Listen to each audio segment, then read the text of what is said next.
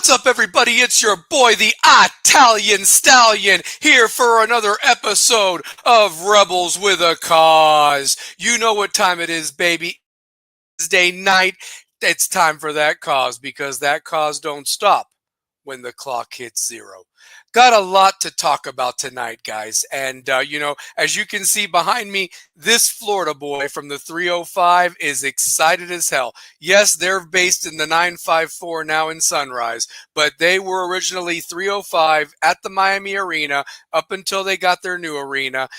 Special group in 96 that just got absolutely clobbered by the Avalanche, but they have come with a fury these last 3 years. 3 Stanley Cup finals, back to back, taking care of the same team twice. And not to brag, but it was not even as close as what the series would indicate. And when we do talk about it, you can argue with me all you want. I'm not being a homer. I'm giving you the facts of how these games were won. And realistically, it could have easily been a sweep for the Panthers. Or if the puck had swung Edmonton's way in game 2, like it almost did, we're talking about a completely different series. But they played the games, and we're going to recap of how it went. Obviously, we've got a lot of other stuff to talk about. But first and foremost, I'm going to put this disclaimer up before I bring the panel to discuss all the topics that we have. Now, whether you're watching this live or recorded, please keep this in mind. The views and opinions of this program are not affiliated with those of any organization or of Knoxville West High School. These are our views.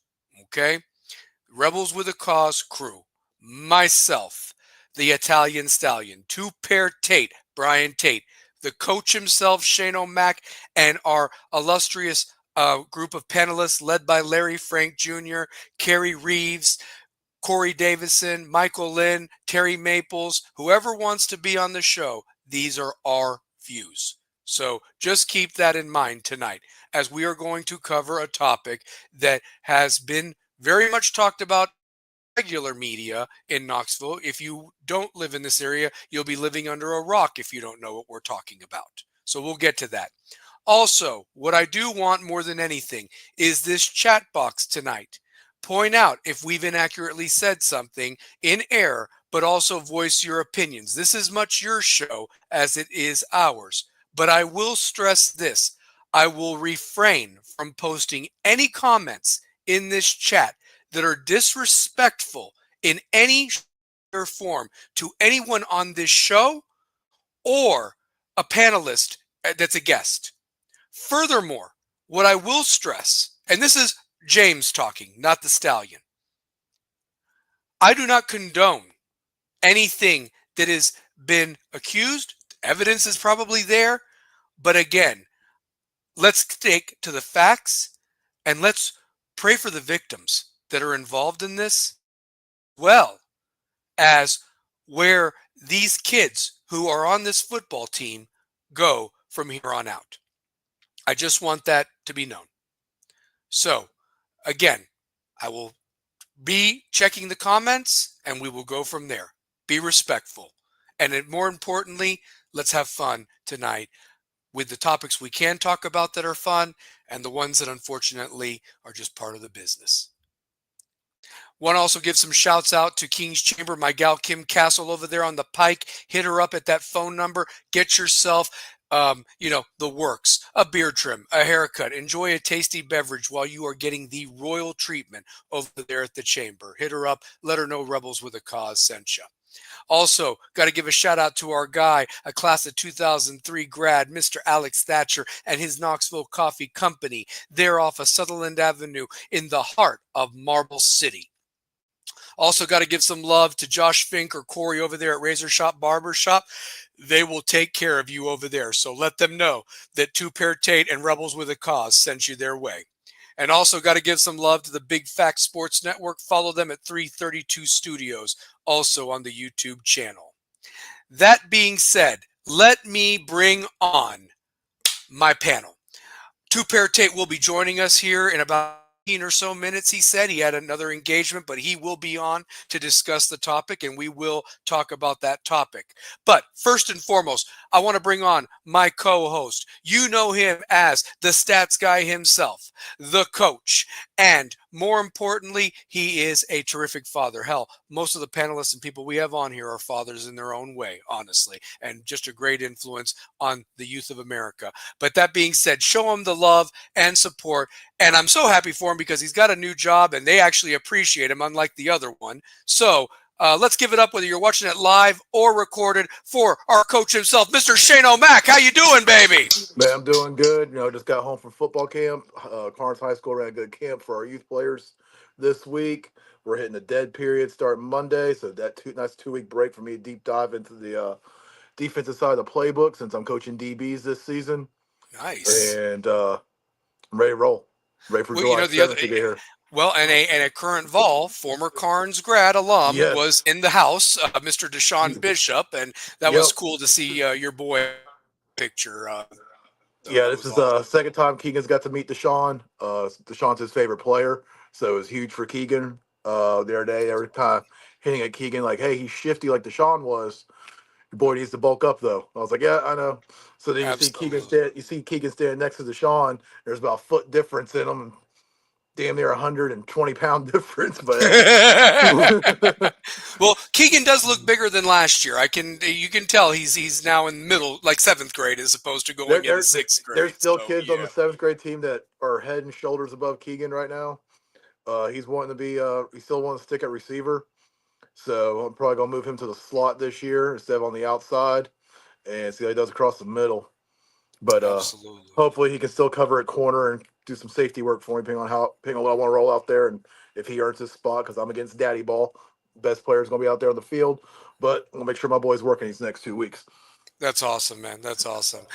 My other panelist tonight, you know him as my man, he's like a big brother to me, man. I mean, we've extended this show not just from regionally, but like in other states. And I like to give him the give me this idea for this show, and I love that he's on a panelist now to share his views on the sports. The one, the only, the great Larry Frank Jr. How you doing, baby? What's up, my brother? What's happening? How y'all doing tonight? Oh man, we're doing great. Funny you mentioned something. I want to give a quick shout out. They don't watch the show, but give it to them anyway. I want to give a happy anniversary to my parents, Jim Freeman Sr. and Gladys Freeman. 42 years of marriage tonight. Yep. Congratulations. So yeah, they celebrated it with a nice steak and tasty beverage over at Connors, which is a nice place there in West Knoxville, and it was actually on me. So that was my Hey, gift to them, and Nice. they enjoyed themselves. So yeah, awesome, absolutely. awesome. So yeah. But yeah, man, we've got a lot to talk about tonight, and Kerry was on last week, and he's going to be probably just. A spectator watching, participating in the chat, and he wrote, "Could have not said it any better. That my friend, we should be thinking about the victims of all this terrible situation. I'm honored to be a part of this panel and a friend of all of you." Absolutely, Carrie, and the feelings mutual. We love you, and we'll definitely have you on next as we get ready for the NBA draft and these dog days of summer. The one thing, Shane, I do want to say before we dive into the topics, I just love that you're mentioning football and practice. I mean, it's getting close, guys. It's getting close, and I'm big I'm time I'm actually commitments coming up. I'm So actually sad that we're hitting the dead period right now. yeah, it's the hardest 2 weeks. It really Well, is. I So just got my Yeah. schedule, new job, new schedule, back to where I can coach football. I was getting back into my groove of it, and it's like, oh, dead period. I'm like, damn it. yeah. Yeah. Well, and the other thing too, I'm going to talk for a second. Obviously, I want you guys to bring in, and we're gonna go on ahead and talk about the elephant in the room because I know that it's been waiting and things have going on. I'm just going to speak for a moment. I would say that May was probably I've had some doozy Mays in the past. Getting kicked out of school when I was a younger guy. I've talked about that on the show. Just May has not been a kind month to the Italian stallion. And I don't know why that is, but more importantly, this past May, I was humbled. Um, I was laid off from my job because of a restructuring. I did not agree with what was going, the direction that the company was going, and they wanted me to not only take a pay cut and a demotion. I told them, fuck you. And that was the end of that. It was the hardest 4 weeks that I have ever gone. And I want to give a shout out to my big brother, Eric Carroll, for hosting me in Nashville. He revived the Italian Stallion. In the middle of all that, I had to put a face on, and we had a fantastic spring that we covered for the West football team. Me and Two Pair called it live. You can definitely check out those highlights.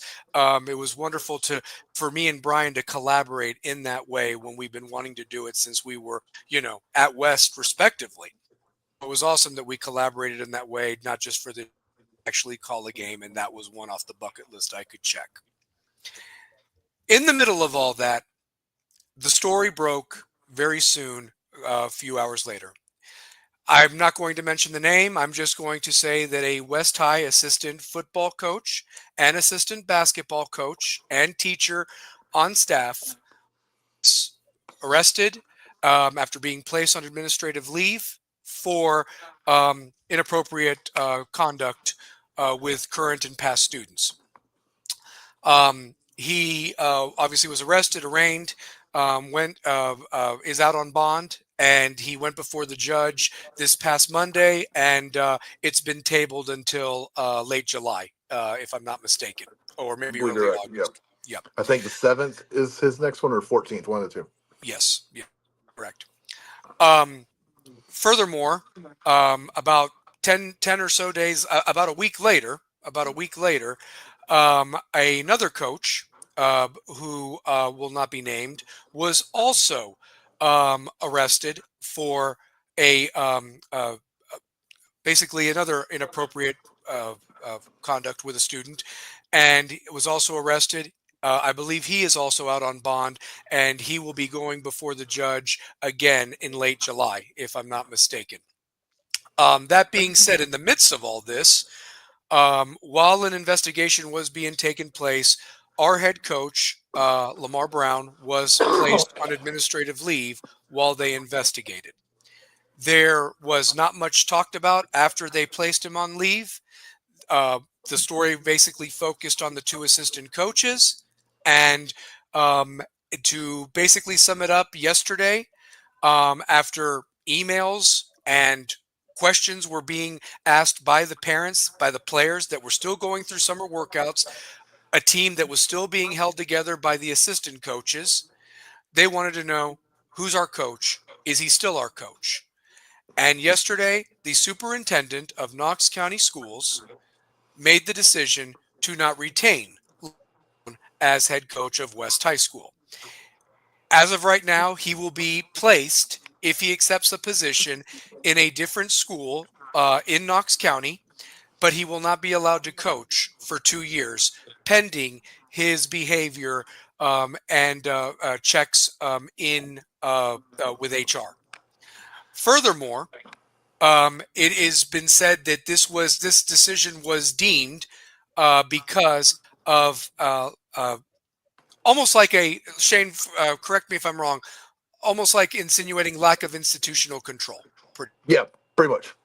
Yeah, saying that he oversaw and hired these gentlemen, and basically it falls on him. He has since had a conversation with five-star preps Jesse Smitty. I would recommend everybody to read it. It is a free read. If you even if you do not subscribe, you can look it up on Facebook. But I would highly recommend that you read every word, every question given by Jesse Smitty, and every response by Lamar Brown. I do not agree with the decision that was made by the superintendent. No. This was a honorable man who I have gone on record in saying that if I had a son or a grandson, I would want him to play for Lamar Brown. Lamar Brown was kind enough to let me be a part of the support team, to watch film, to watch to keep stats, and nobody's heart was more broken last November when we fell short of going for a three-peat. Controversial call or not, whatever. But I went that next morning. Didn't bring donuts like I normally did. I just wanted to just see if anybody was there. And I went to the door. The door was locked to the field house. And there was Coach Brown sitting in his truck.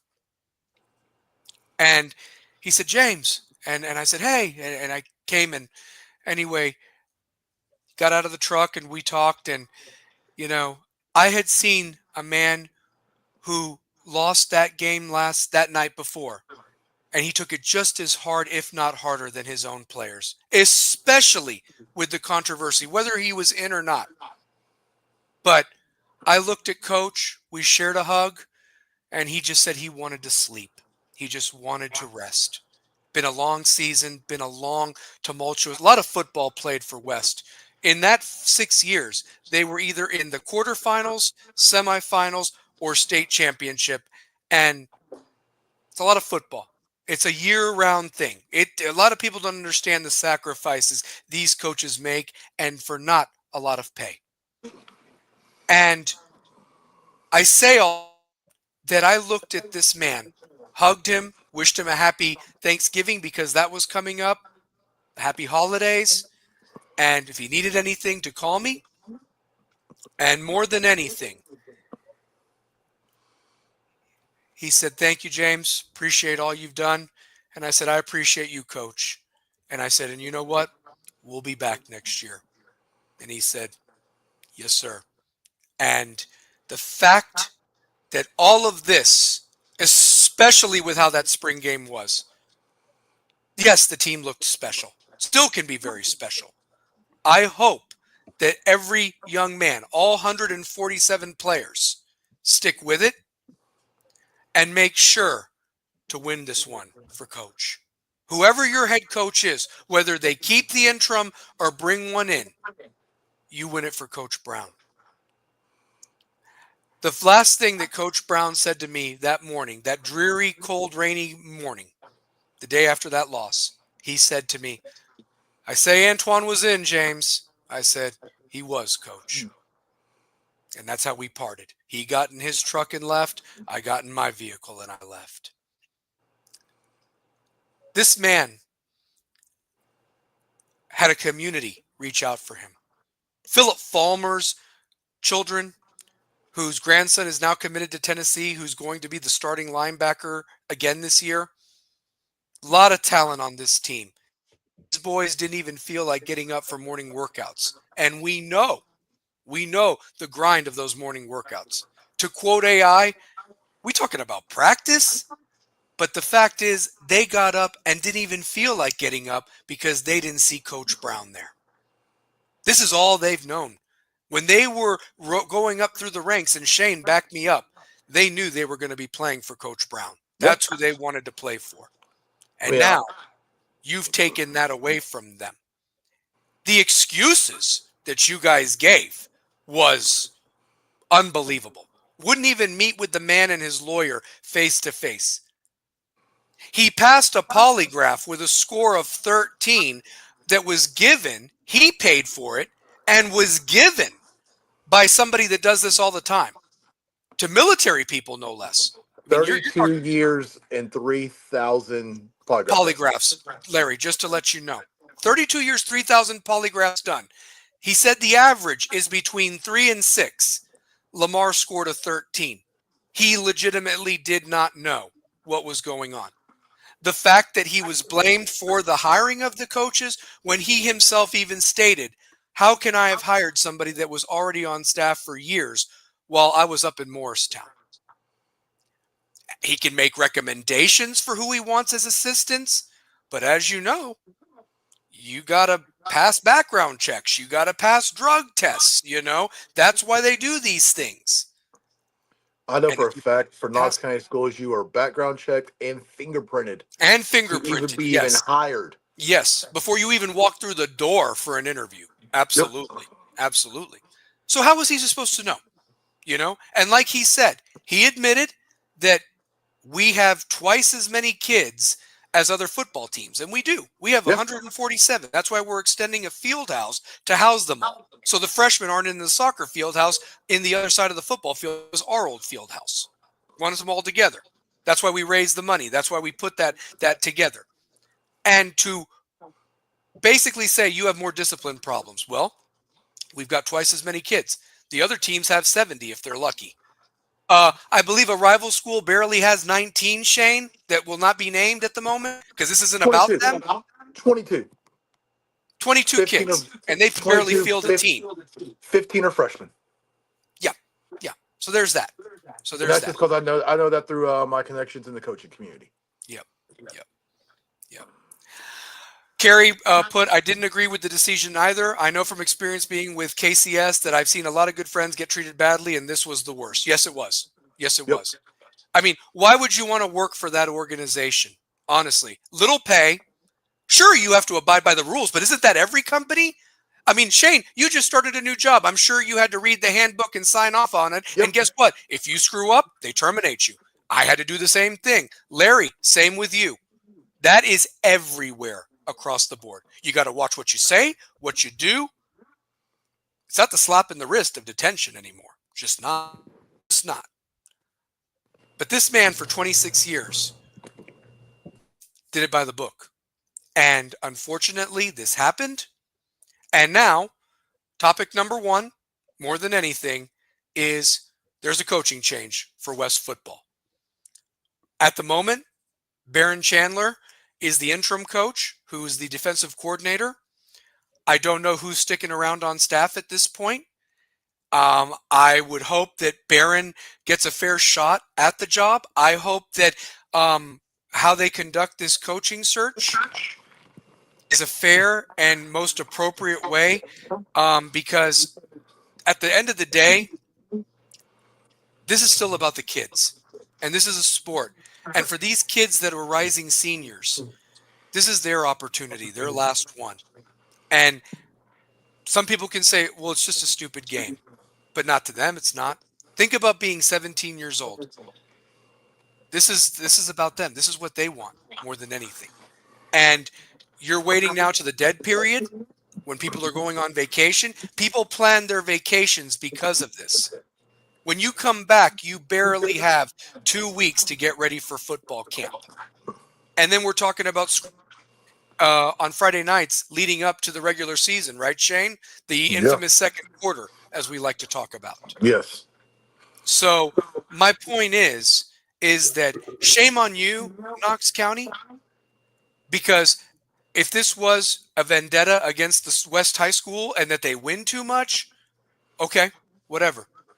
But at the end of the day, don't stand behind your policy. Do not stand behind the fact that, this, that. The truth of the matter is that you don't stand by your employees. Anybody's expendable, and you're lucky that you even have anybody in these schools to teach some of these kids at all. Not for the pay. They do it for the love and to hopefully give some insightfulness to them. Yeah. So here's my question with this whole decision. One of the coaches, full-on faculty member of the school. Yep. Not just a I can't remember what the word is, for a coach that's hired but doesn't work at the school. Yes. Yeah. Mm-hmm. I can't think of the word right now. But the school made the hire. The school brought him in as a teacher. Mm-hmm. Which means he doesn't answer just to the athletic director. He answers to the principal. Yes. And the school board. Yes. So if that coach is interacting with those students that are victims, why is the administration not held accountable for his actions? Yes, he was a assistant coach to 2 separate teams at the school. Yes.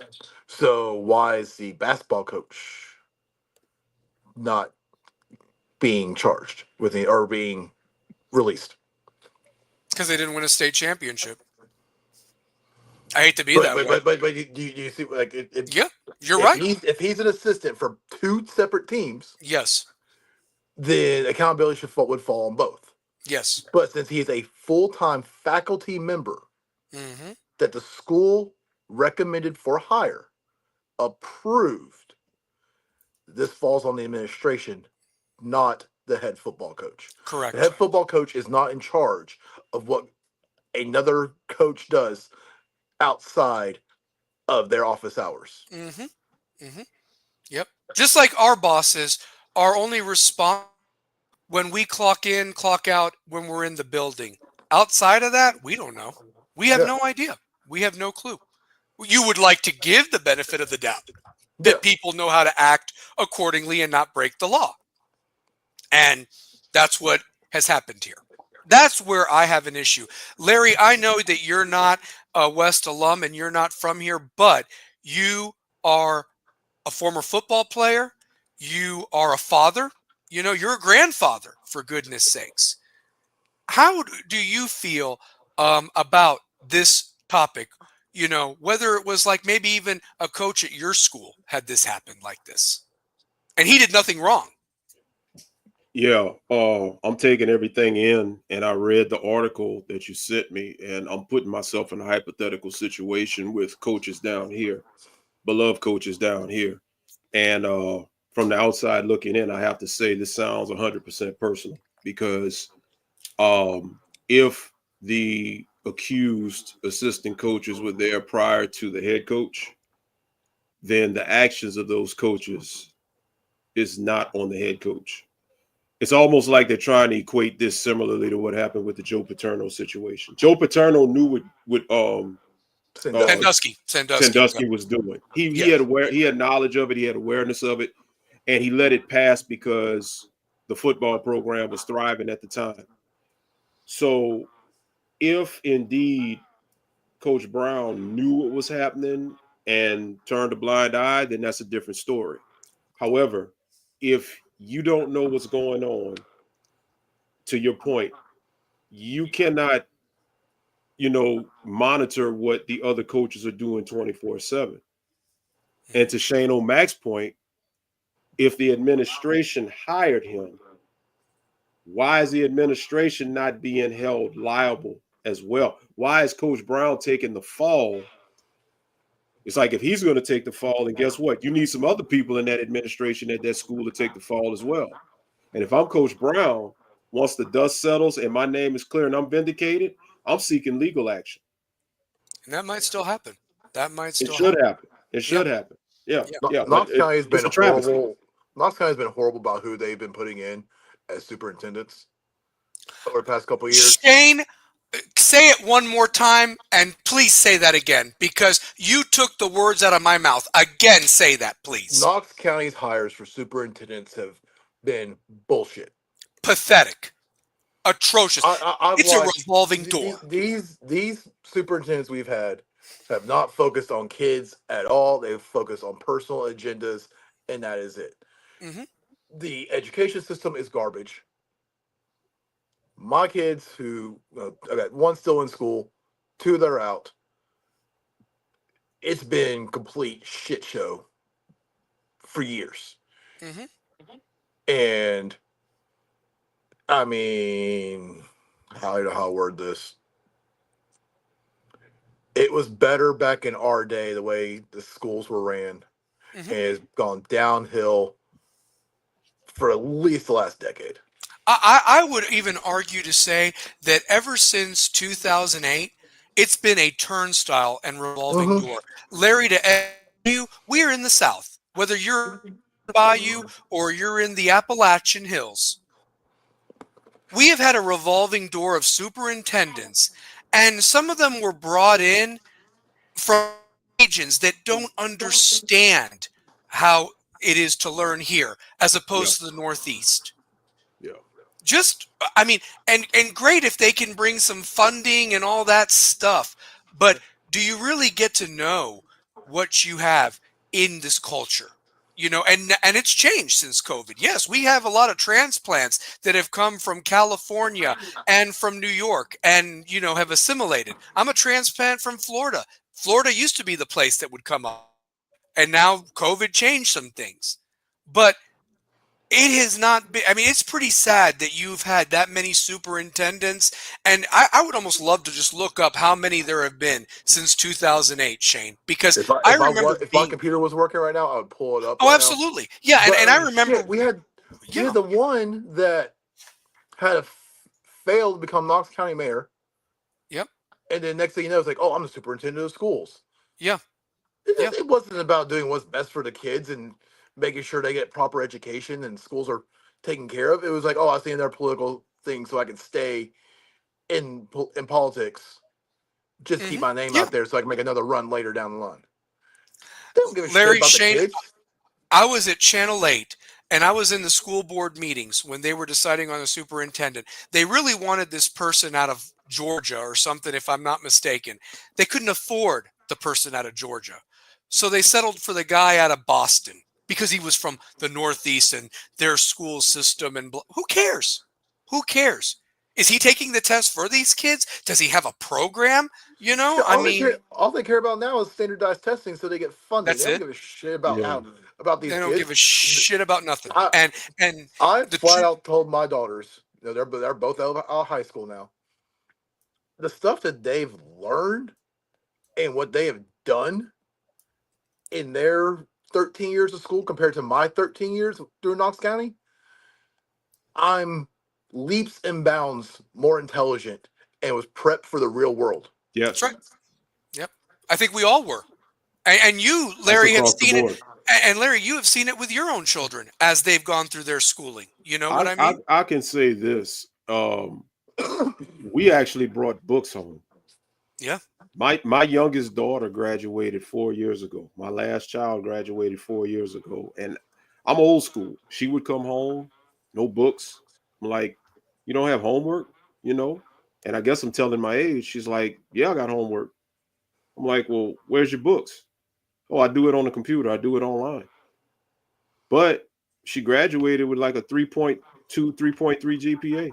Mhm. I never would have believed it. They But changed our grading scale here from what it used to yes, be. Yeah, they did. yes, So love my daughter to death. The one that just graduated. She's like, "Oh, Dad, I need a 60 in statistics to graduate." that was an F Well, back in the that was day. an F in That our was day. like a flat F, man. You had a 76 or below. You failed the fucking class. Yeah. Yeah, pretty Yes, much. Thank yes, you. yes. Thank you. Thank you. So like, it's like, oh, let's make it easier. My son, who's going to 7th grade, never brings home homework. I haven't had to do a fucking spelling test with him in 8 years of school. Yeah.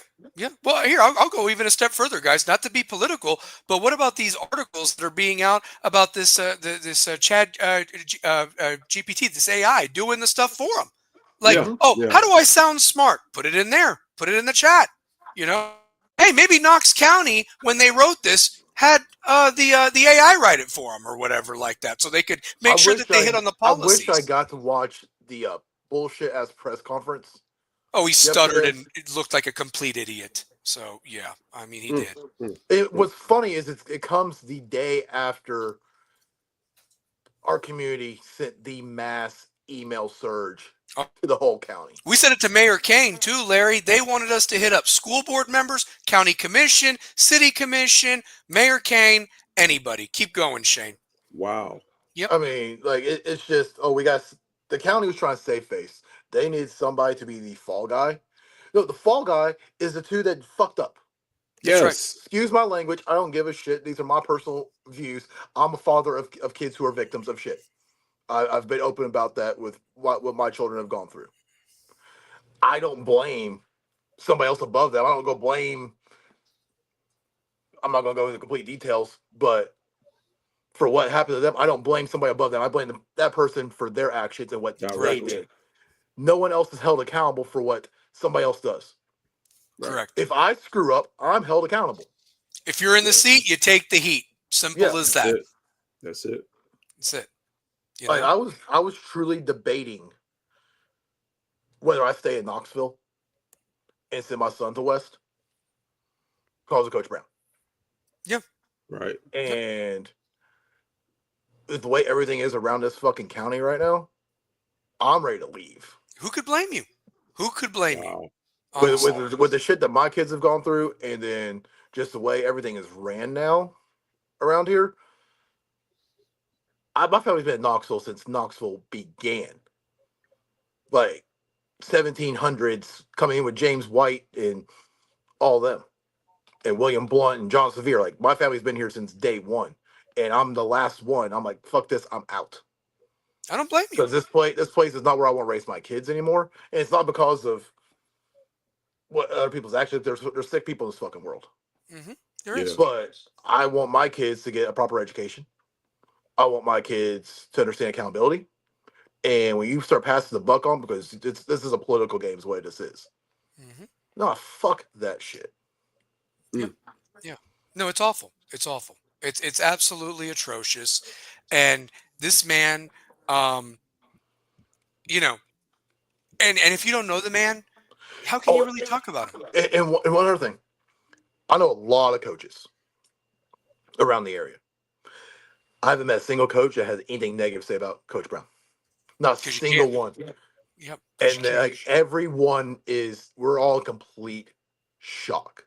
So the entire Mhm. coaching community in our area is like, this is bullshit. Mhm. It is. But it's also, this starts a domino effect with coaches. Mm-hmm. It says. This start affecting every school, Mm-hmm. to where if you're a big name coach looking to move to play in our 5A, 6A area, do you take the job? Because Right. of the way the That's a school system works? very good point. Does the influx of Knoxville athletes drop now because you don't have coaches that want to be here? Because you have a coach that screws up that the school approved of, and you know him as a coach. You don't know him outside of anything else. Guy wins football games. That guy knows this. Guy knows that. Well, I'm not going to put my career on the line for somebody I don't know. That's right. That's right. So then And they're going to be under a microscope too. the coaching pool gets smaller. Mm. Yeah. When the coaching pool gets smaller, the athletes go elsewhere. That's right. Yeah. That's right. And I'm going to say this, and obviously I know when Two Pair gets on, he's going to want to say some things, and we can go back to it. I'm going to finish it with this for right now. Any coach that's in this county, like Shane said, big time, whatever. Don't think that I would, if I were you, start looking up and down at your staff and really making sure, because this was an example that was made. And anybody is fair game at this point because they don't want to face any type of legalities whatsoever. So we know about another school Yep. and a coach having to leave there Yep. due to the way the program was being ran and things that happened. Mm-hmm. That got swept under the fucking table. Mm-hmm. Oh, yeah. Oh, yeah. Sure He- did. Yeah. Quiet in the night and already an assistant coach at a powerhouse program still in the area on the private level. Yep.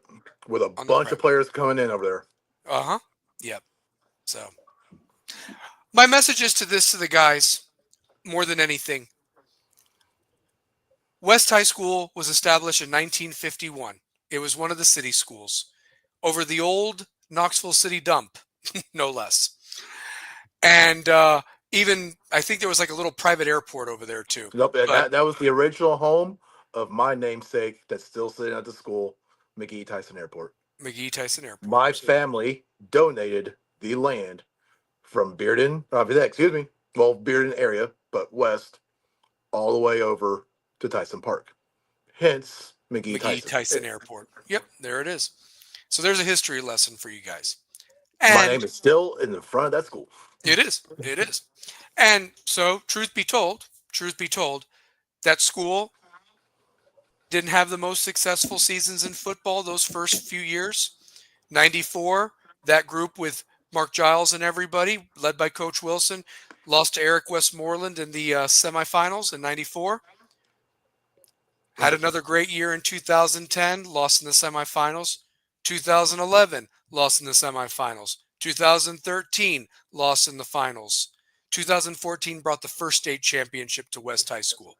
We have competed every year since, minus two. You guys came to West High School, and I want you guys to finish what you started and give it back to everybody, win it on the field. And I hope it's Coach Chandler. If it's not, whoever the new coach is, I hope that he takes this program and continues of where it was with Lamar Brown, because Lamar Brown put it in a place that was absolutely phenomenal. And I'm just happy and honored to have been on the ride. And I still So want to stay on the ride.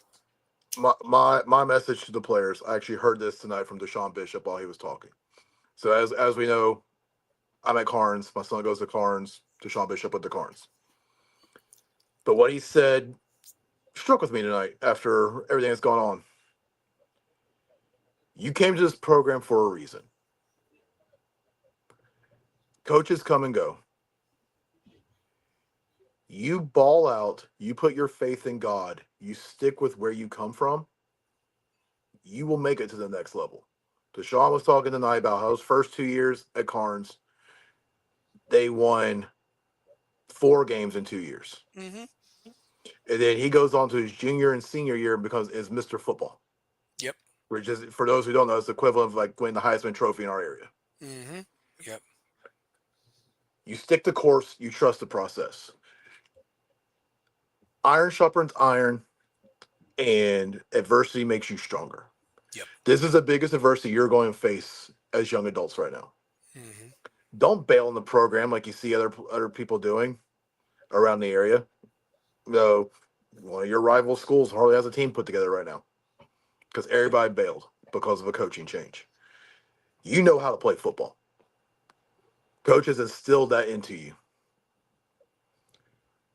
Trust the process. Stick with the course.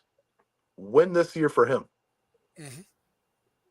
Don't bail. That's your cause. These Rebels with these a cause, baby. these have been your brothers for the last 3 to 4 years, 2 years. Incoming freshman right now. You get to start a new legacy with a new coach. You build off what you built already. You dominate everything you do, from workouts. Work out during the dead period. You got the dead period coming up this at the end of this week. Work harder. Get in the gym, get running, steady film, learn your playbook, be ready to go July 7th. Damn right. Damn right. If Larry? you bail right now, you set yourself back, because now Yep. you got to go to somewhere else. You got to learn everything. You already know what you're doing here. You already know the plays. You know everything. You know the tendencies of every player on your team. Stick with it. Don't bail. Keep this program what it's been under Coach Brown. Amen. Amen. Larry, what would your message be, bud? Starting off to the senior class, the incoming senior class, it's your duty and your responsibility to uphold that legacy that's been established. Secondly, it's your duty and your responsibility, as Shane just said, to honor Coach Brown. But more importantly, you have a whole bunch of underclassmen behind you that probably don't know what to do. You know, they're coming in, especially the freshmen. Uh, they see the tradition that's been established. They wanted to be part of a winning tradition. And now they're probably questioning, what the future holds for them, as well as the sophomores and the juniors who have the next man up mentality. So you, as the senior class, need to just serve as an example, serve as leadership, keep your head straight, and lead this team. Everything that you guys were doing on that gridiron, continue doing it. You know what you're doing. It's work for you. Improve on what you've been improved and be leaders on and off the field. And to everybody else that's on the team that right now is kind of just in a whirlwind right now, look up to your senior class, look up to your big brothers, and just stay focused and stay the course. And as Shane has said, I just got to keep piggybacking. Shane just hit a bunch of home runs. He did. There's a new legacy that now you have an opportunity to establish. So everything that you know right now may seem like it's over, and maybe technically it is as far as the story is concerned. But you can take that story that learn from what you already know, and then use it and plant the seeds for a new story and keep the tradition going. Because the last thing you want to do is have a big, massive fall from grace. To win 2022, 2023, to really be behind the 8 ball and still make a run last year and look like you had everything set up for a run this year, you don't want to, just throw the towel in because of what's happening. You can't fight what the school board is doing. You can't fight it. So instead of letting them win, obviously it's personal.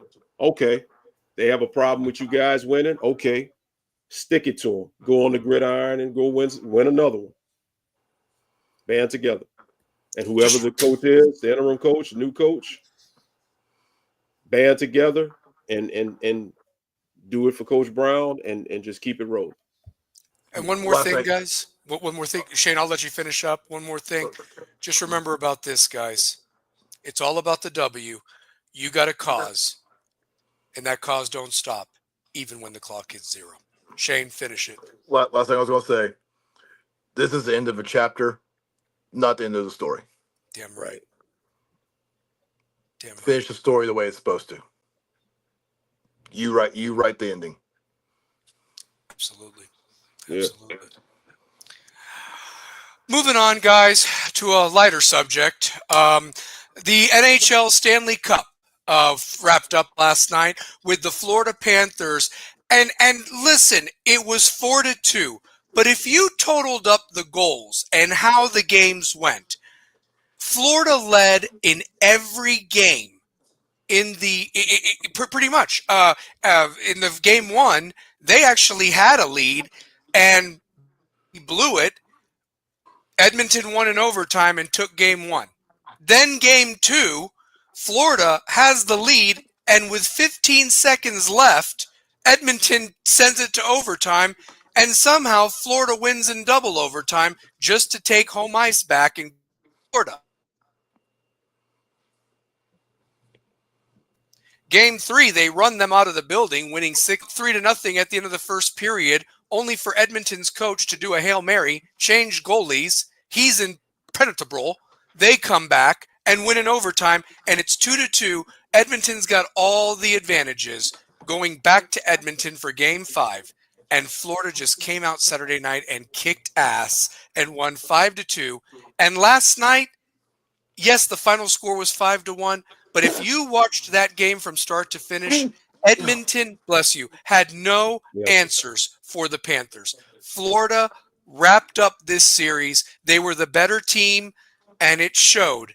And again, I'm just going to say this, and you guys can give your opinions on it, whether you're hockey fans or not, chat room included.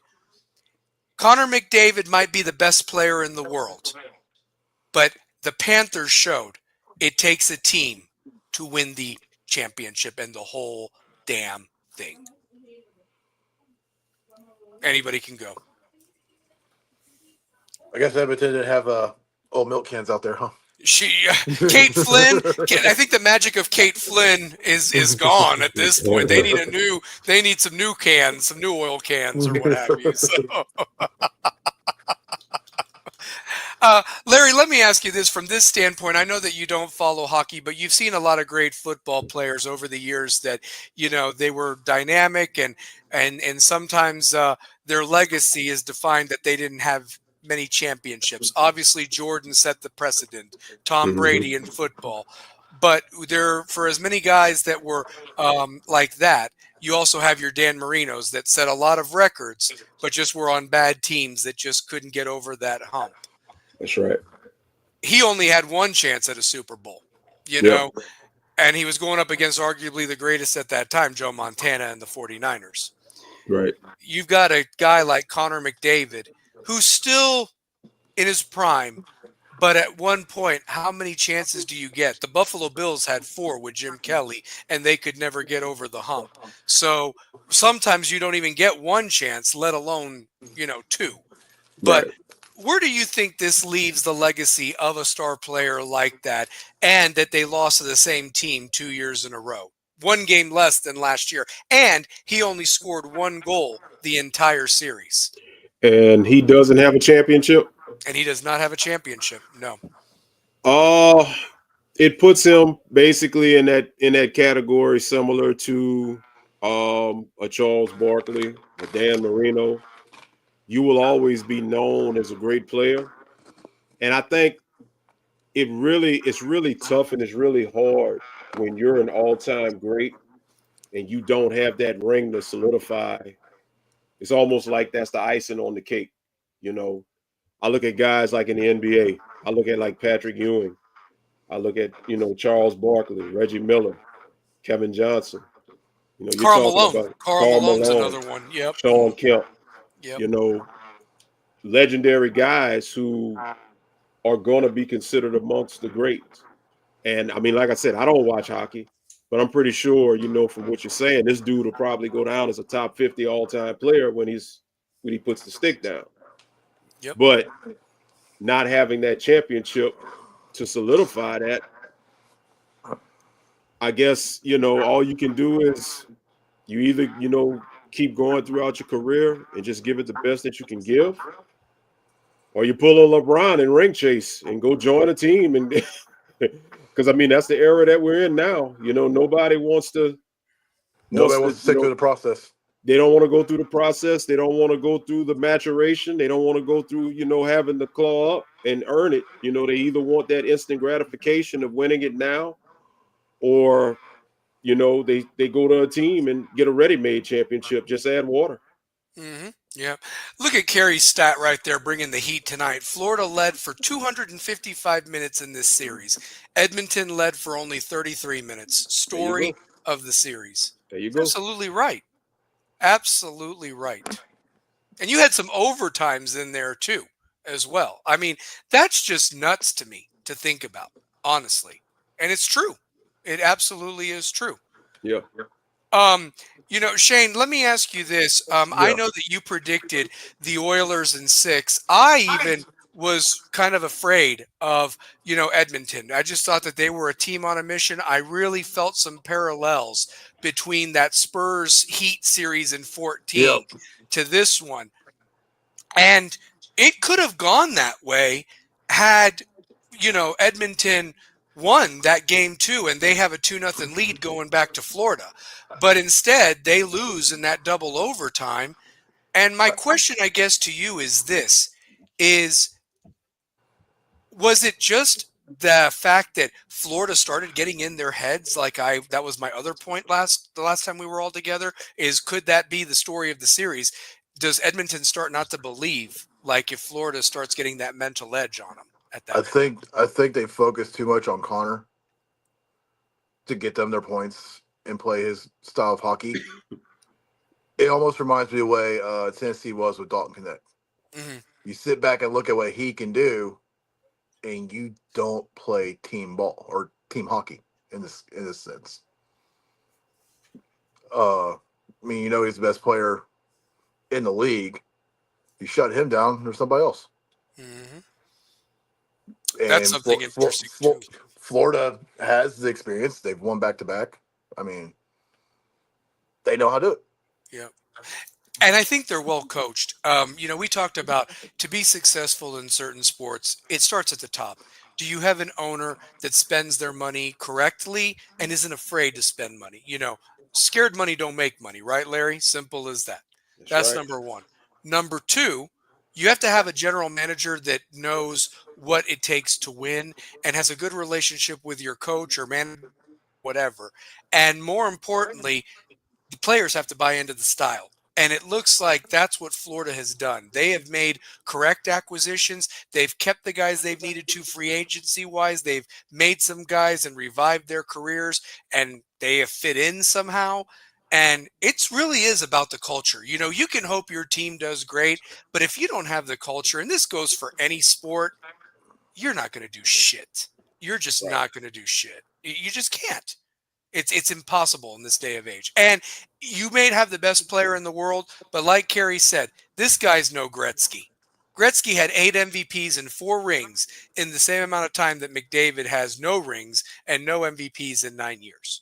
It's a talented player, but at the end of the day, it's about MVPs, trophies, your contributions to the team. And the truth of the matter is, when the moment was there, you scored 1 goal in 6 games, and that is not acceptable in any The type the of, game. the true sign of a great player is, can you make everyone around you play up to your level? Hmm. Yeah. If you can't, then you're just chasing stats. Hmm. Right. Yep. Yep. Well, Look at I mean, Sam Reinhart. 4 goals last night. 4 goals last night by himself. So, yeah. I mean, I was about to pull the LeBron comparison. yeah, please do it. LeBron cares about his stats. Yep. He goes to where he could possibly win a championship, or what's going to make him bigger than he already is. Great player, but who's he made better around him? Not If you really, not can't, many. if your teammates can't play up to your level, to where you don't have to bring in the next big superstar or make a big 3, big 4, big 5, however whatever you want to look at it, you care about yourself. And Mhm. that's an issue that you see with sports now, is a lot of guys care about their own personal achievements. So they care about the team achievement. Hmm. Yep. Yep. Funny, Kerry, and I'm glad you said it. Florida gets no snow, no ice, but they've owned hockey the last 6 years with the Lightning and the Panthers, each going to 3 finals and winning 2 cups. Yeah, Wow. isn't that something? I Well, never and thought guys, about that. and here's the other thing too. I made mention of it. It is now still since 1993 that a Canadian team has hoisted the Stanley Cup, and that was the Montreal Canadiens. So if you're keeping track, 25 plus 7 is now 32 years that a Canadian team has not hoisted Lord Stanley's Cup. And that's a kick in the nuts to them, man. I mean, yes, the National Hockey League spreads across 2 countries, but realistically, Canada was behind Edmonton again, hoping. And a Florida team that was basically, ironically enough, in their expansion year, the same year the last time the Canadian team won the Stanley Cup. You can't write that story any better. Dude, 32 dude, years. I So, was I was I was 16 years old and I'm pushing 50. so That's think crazy, about man. that. Yeah.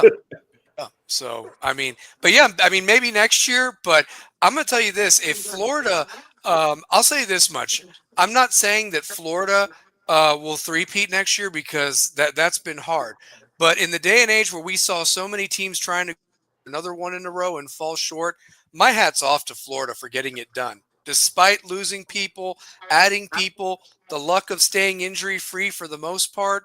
One guy, their captain, playing with a damn torn thing or something. I mean, Kachuk said he was playing with a torn abductor or something, and he Mm. taped it up and went through it. Now he can have surgery, But it's just crazy that what Florida's accomplished. And like Kerry said, Lightning and Panthers have really put their stamp on that on the NHL. So yeah, and speaking of LeBron, I do want to talk about the NBA Finals, because we do have another Finals that is going on. And I'm going to tell you this, the theme of this show, I didn't think we were going to talk about West and Coach Brown tonight. I really, but the theme of this show was, did we underestimate these finals? And realistically, the Florida Edmonton series was great. Yes, there was a couple lopsided games, but for the most part, 3 overtime games is all you can ask for a great series, and that it at least goes 6 or 7. But I'm going to tell you this. I think I underestimated the Indiana Pacers. And I really want your thoughts on this, guys, because I'm going to put it into perspective. I can speak as a Panthers fan that this could have been a complete different series if Edmonton wins game 2 and it's 2-0 going back to Florida. Because realistically, theoretically, you just have to split one with Florida on their ice, and you can basically hoist the cup in your own backyard in game 5, the way that the series goes now. But what I'm getting at is Indiana in game 1 basically showed us everything we all talked about, Kerry included. We didn't think Indiana had a chance. They looked outmatched. They looked like they were getting run off the court.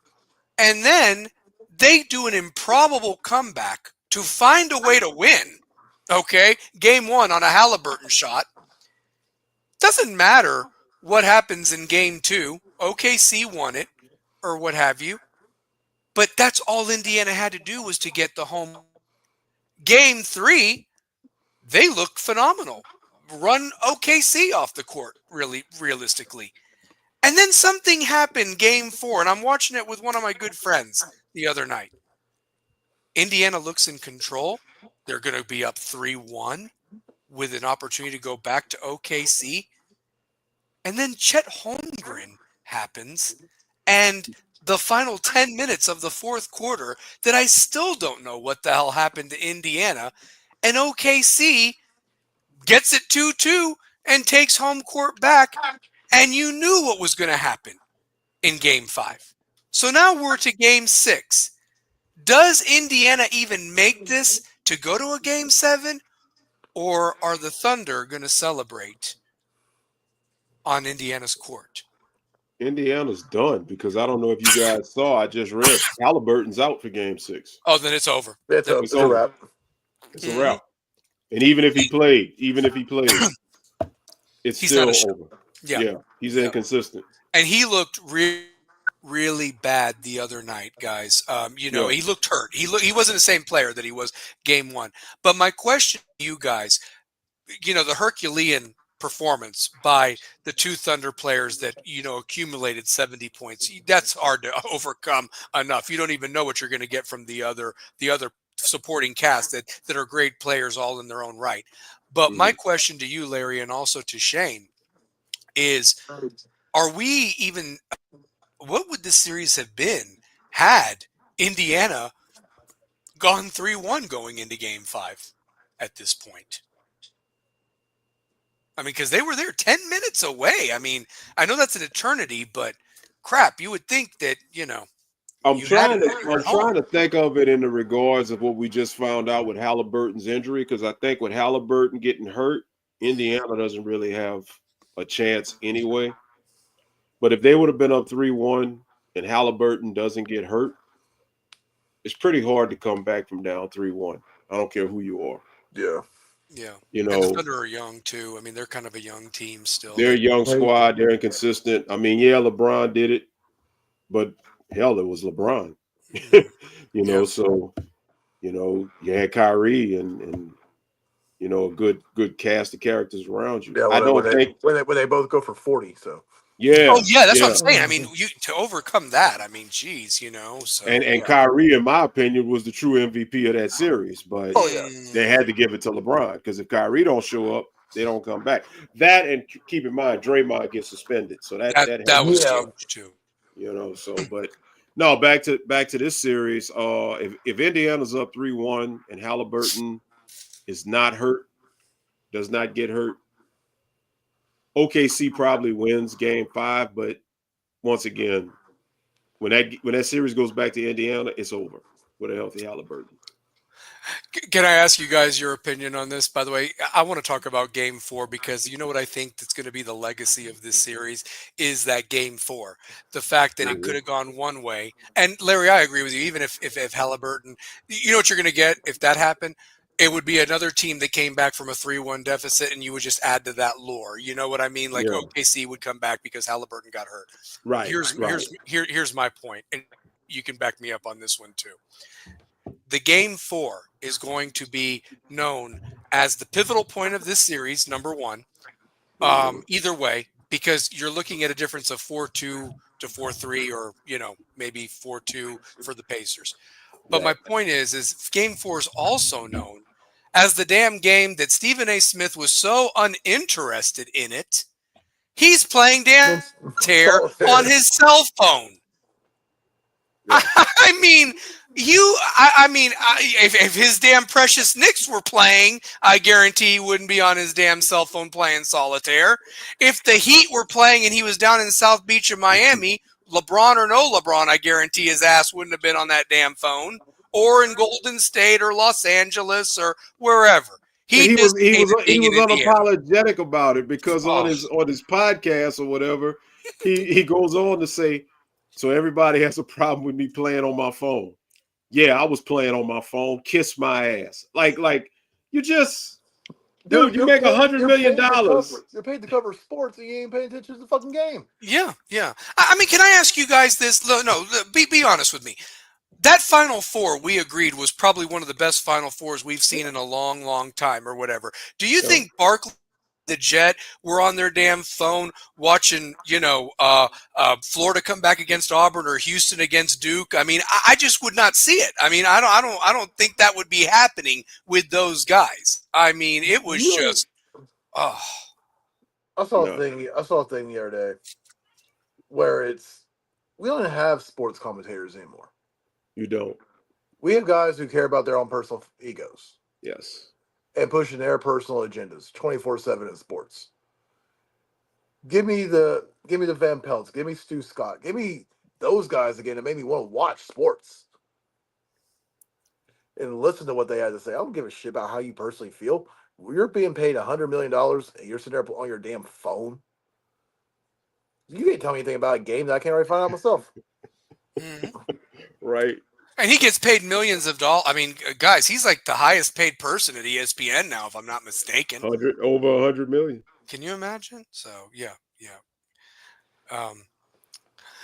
Let me ask you this, Larry. This might be near I and dear see to it. your heart. You see it. You do see it. Yeah. Okay. So I'm going to put it up. The Universe Galaxy. Welcome to the show. Can you talk about the topic of Michael Jordan fans being the worst sports fans of all time? It's a good topic. I've tested it many times on my, and lots of people get into it. He goes on to say people from the 80s and 90s always act like everything was great back time and everything today is terrible. Laugh out loud. And not only that, but they repeat history and they don't realize it. Well, I mean, I'm going to say this. I don't think Michael Jordan fans are the worst sports fans of all time. Um, I think that designation would go to, Gator fans or, things like that, or, Alabama Dal- fans. I don't know. Dallas Shit. Cowboy fan. Dallas Cowboy Yes. fans. I don't. Here's the thing. Georgia Bulldog fans that grown men that bark at other grown men. Yeah. Yeah. I'll say this much about Michael Jordan. Okay. Was I a fan of his per se? No, because I like the Miami Heat. Had he played for the Miami Heat, oh my God. But here's the thing. I got to respect the guy because you just watch the brilliance of him on the court.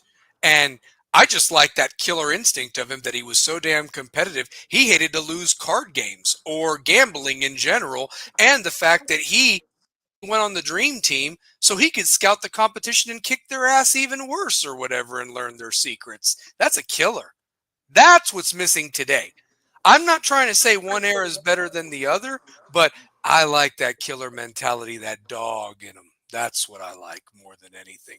But I come from a different school. Jordan stepped on the court and demanded your best. Mm-hmm. If you disrespected him, where you were guarding him, or he found out that it was gonna be some scrub guarding him, it's like, I'm going for 50 tonight. Mm-hmm. Fuck y'all gonna give me this lame ass dude on you? I'm torching you all night.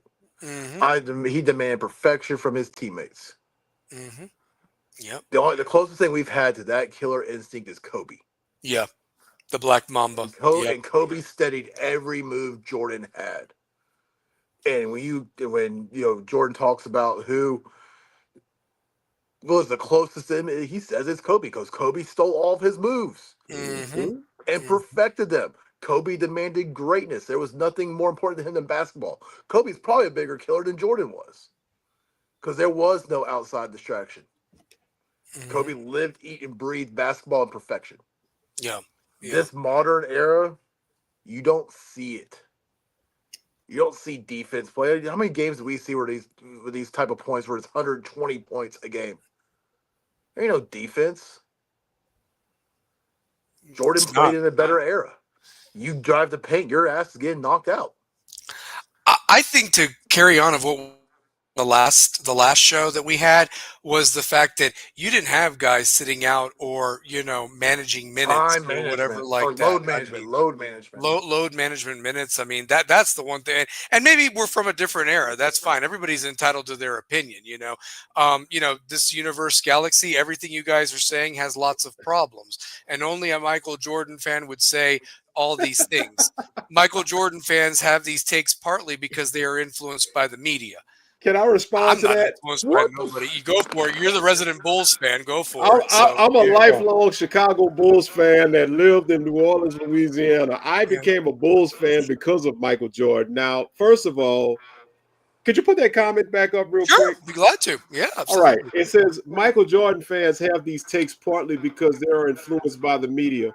I'm sorry, Influenced by the Universe media. We Gathering. grew up watching it. I watched it. I watched it happen. I was blessed. I was privileged enough to watch Jordan. I watched Jordan get his ass kicked by Detroit crying because I was 11 and 12 years old. That's how much The I bad love boys Michael of Jordan. Detroit. The Yep. bad boy Detroit Pistons beat the shit out of Jordan. Yep. And he came back, he trained harder, and he elevated the Bulls. Let me tell you something. When I get into a debate, and I don't debate this generation anymore, I don't do it because I don't use the ring argument. I get what this generation is saying, that all the people talk about is the rings, but when you're going to be a 10-time scoring champ, a 9-time defensive player of the year, you know what that means? You were a two-way player. You were a two-way player. You got most modern day NBA players today saying Michael Jordan is the GOAT over LeBron. Okay. And as far as talking about the eras, we have two different eras of basketball. There's no physicality in today's era of basketball. If you fart on somebody, they're going to call a foul on you. You can't hand check anybody no more. Basketball was physical back then. You You have look the grown men wrong way. playing. It's a technical. Exactly. Listen, Bill Laimbeer, let me see, Xavier McDaniel, Charles Oakley. You start talking about freaking Brock Lesnar versions of basketball players. They were literally just beating the hell out of each other. So Rodman was a physical Rodman, player. you Yep. know, and In that area, they didn't care if you could score, rebound, and knock the motherfucker out coming in the paint. yes. And I'm gonna We say got something guards to else. shoot. I'm sorry, Shane, but real quick, I'm gonna say something else. Every team back then had a superstar. They can say what they want about, because you ever see the graphic? This is what drives me crazy. They'll have a picture of Giannis, and Giannis is my favorite modern day player. I love Giannis. That's Yeah. my guy for the day. Yeah. They'll show a picture of Giannis and say this is LeBron's competition, and then they'll show a picture of Craig Elo and say this is Jordan's competition. Oh, that's so crap. I mean, And oh man. I laugh at that. I'll tell you why I laugh at that.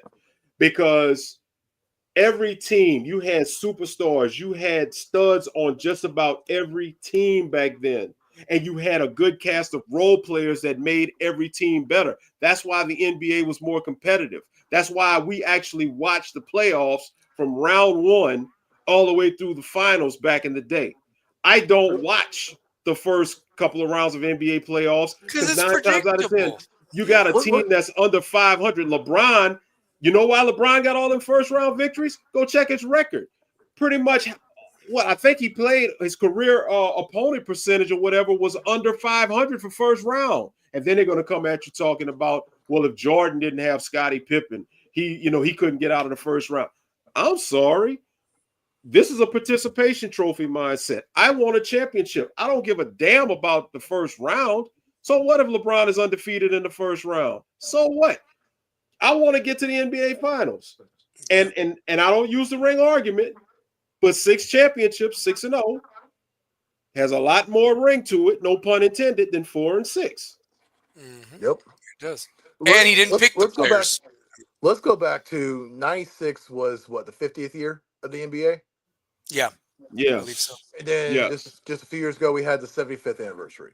Yes. That 50th year team, when they brought everybody out, we knew most of those players. Yes. They either had just retired or were still actively playing. Yeah. Yep. So that the 50 greatest players were all during the era that we grew up watching basketball. Thank you. Then we go 25 years later, you only have a handful of players from right now. Right. And most of the guys that are getting added are guys that came in on the late end of that 50th team. Yes. So the level of competition obviously was higher. You could name off every team in the NBA during the 90s, during Jordan's era, and I can tell you an all-star off that team. Yes. Yep. Yep. For sure. For sure. And let's also throw this out there, Larry. To your argument, let's go look at the records of the teams that got in. They all had winning records. There was none of this play-in game crap. The best 8 got in, Yes. and they worked their asses off to get into those. I mean, it was. Yeah, I mean, it was, and Jordan probably disposed of that first round opponent like you should. I mean, sweep and all. I mean, And simple as and that. and I mean, also I go sit back and look think at back to. go I look sit at back and go real ahead. quick. Go look at Jordan's hit list of players, top 50 players that did not win a championship because they could not beat him. You Mm-hmm. tell me the great players that Jordan denied. Now compare that to the players that LeBron denied. I'll wait. Mm-hmm. Yeah. Well, I think he's backstage ready to come on. I know he's got a lot to talk about. Better late than never, but let me tell you something. He is here to talk. He can talk about NBA. We can talk about Lamar again. We've covered a lot tonight, but give him the dap he deserves. The one, the only voice of the Rebels and Lady Rebels for 20 years coming up. The one, the only, two-pair Tate. Brian Tate, what is up, baby? How you doing? Good, man. I'm trying to get my angle to be square like you guys. You know what I'm saying? Yeah.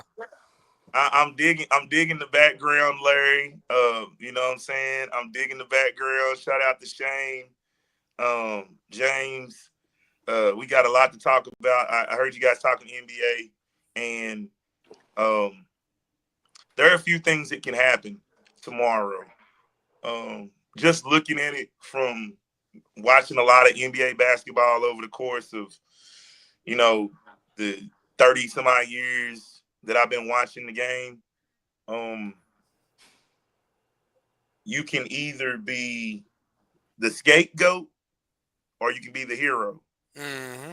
And on one side, it's looking like J Dub and SGA are laying it on. Like Mm-hmm. they really have taken it up. Man, thank you, Kerry. It's good to see you too, brother. Yeah, we were shooting down at the Magnolia Cafe. I literally got to the house, so No, that's we're how I was good, telling man. y'all. I was like, it's gonna probably run late tonight because I'm doing double duty tonight. So I was down there and then I just got back home. And I got to shout out my man Wi-Fi and everybody at 865 in the lab 865. We just got the Sun Sphere, so a lot of things are gonna be happening. But Congratulations on that, on by the way, man. That's awesome. So, Yeah. yeah. Shouts out. no, the sports side. You know what I'm saying? So we got the sports side coming up too. Um, so we got that, and really looking at how the finals are shaping up. Um, it can probably be a thing where we don't really know if Halliburton is gonna be at his best because he was He's at out. work. He's out tomorrow night, He's apparently. out. He's He's out. out. Yeah. Oh, he was okay. So he's been deemed out. Yeah. Yeah. That changes a lot. That changes the complexity of that game now. It does. It It, does. it changes the complexity of the game. And when I say it changes the complexity of the game, it's more pressure on the TJ McConnells. It's more pressure on the Bennett Macarons. It's more pressure on the Neesmiths. It's pressure on those guys. Siakam, too. Yeah, for Yeah, sure. Yeah. So, yeah. Siakam has played so well. He's really been the constant cog of being great. It's you can't have your star guy put up numbers like that in game 5. A Mhm. pivotal game 5 on the road. Yep.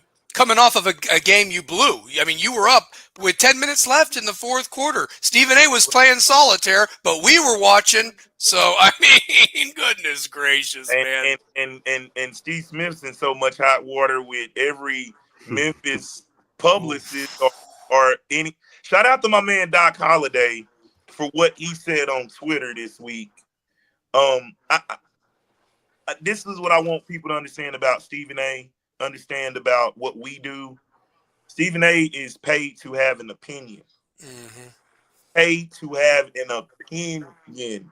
That is his opinion. Is it fact? No. Right.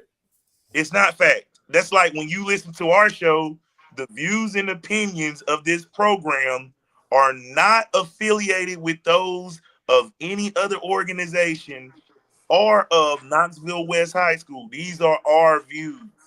So when I say it's some bullshit that Lamar Brown got fired, I can say what the fuck I want. It's some bullshit. Mm-hmm. If I want to say that, I can. That's I'm right. a grown ass man. I can say that. That's right. That's right. My opinion. It's my opinion to say that. I've been in the school system for 20 years, and I've never seen what has transpired at my alma mater. Preach. Right? To the point where I'm having to be a spokesperson and be a politician. Like Larry, that's not my role. Shane, that's not my role.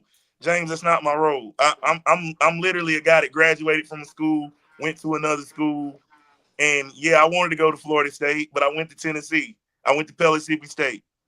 I didn't get into my dream schools. I went to the schools that was closest to me that I could pay for. That's right. That's why I wanted to go to Miami. I went to Tennessee, so there we go. So I would have loved to be at Coral Gables. Mm-hmm.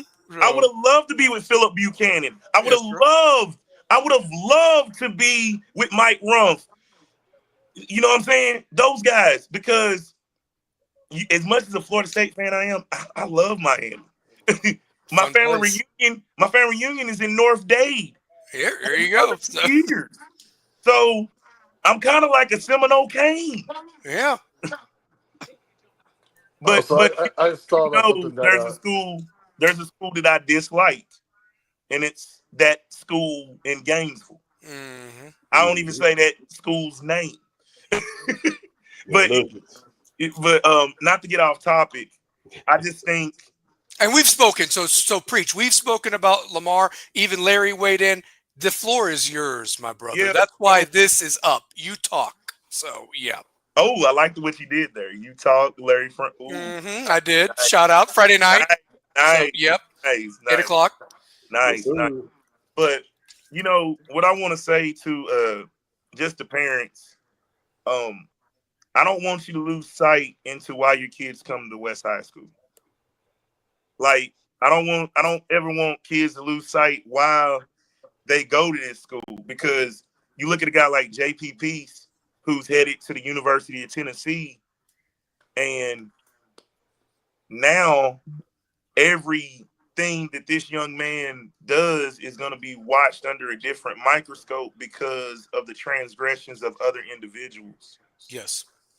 And what I want to say is don't let a bad apples spoil the bunch. You know, because if anything, I want to pray for those individuals. Mm-hmm. I don't want to speak bad or ill will to those individuals that cause the circumstances that we have right now. And I think I'm at the point of my life where I'm a little bit older, and I'm to the point with who is without sin, won't you cast the first stone? That part. Amen. You know what I mean? So I can't say that I wish I was there more, because man, that school has given me a lot. You know what I mean? Like for a guy to be 20 years at a school and never teach a class, it's got to be more impactful to see somebody get to college. It's more impactful to say, y'all, I done graduated more people than the United College Fund, the United Negro College Fund, the way this been going. Right. Like I had an elderly man come up to me at UT Medical today, and it kind of fucked me up. It really did. He older black gentleman came up to me and he shook my hand, and he was talking, and he was like, I love what you guys are doing with the podcast, and I love what you do for West and Pellissippi. You're a great representation of the school, and I'm sorry for what's going on right now. I didn't even know what to say to that guy because he doesn't know me from doesn't know. He just knows what we do. That's it. And he even said he watched the scrimmage, like he watched the videotape of the scrimmage because of us. Yeah. Yeah. So And I talked about that. I mean, if you go back and watch the beginning of this, I spoke from the heart about Lamar Brown. And you know something, two pair, and you know, Shane and Larry backed me up on this. They said some beautiful things too. If you think about this is a personal vendetta towards a man who hasn't even been arrested, hasn't been implicated. Because if that was the No, case, that's a different he has story. been cleared by investigators and DCS. And DCS. And what's worse, like you said to me privately, the comments on WBIR and his wife having to defend her husband like a good woman does shouldn't even have to do that. She even said, my husband, and she's absolutely right. Until you've broken bread with this man and talked to him and been around him, you would know. No way. So No damn way. real quick on one thing. We remember the infamous videotape. Yeah. From ROTC. Yes. The head person in charge of that program was not relieved. He and that's a military structure, so technically he is over him. No one from the school was relieved. They only relieved that instructor. So why is this so different? You had video footage. Right. And one of the students destroyed said footage to protect him, which was even more unbelievable. And nothing happened to the student. And he even said, and I quote in the Knoxville News Sentinel, "I'd do it again for my commander." Said it just like that. Man. Yep. Said it just like that. It was his chief. It was his chief. Oh, it was a she, but still, you know what I mean? Commander was the other guy in there. Yeah, that's right. Chief, yeah, So they chief. But she do it again for the chief. So, yep. It's just right now, I just, I won't say to the parents, I won't say to the kids, like, I wanna be there for you in the worst way, but we are very, very, very big on growth and development. What we do as men, because those young men look to us as role models and examples. So you remember I put out the quote, "You're being watched when nobody's watching you." That's kind of like what this situation is. So even tonight, while we were shooting for the show, I'm cognizant I gotta be on Rebels with a Cause and have the mind frame to be articulate enough to say what we witnessed is not the doing of an head coach. It was a few bad apples who lost their way as men. And that has an effect, and it causes child development to decrease when you see grown men or engaging in those type of acts. How can you call that leadership? It's true. When it's not the head coach. Yeah. And he can't control what they do outside the building. He's not their daddy. He doesn't hold their hand.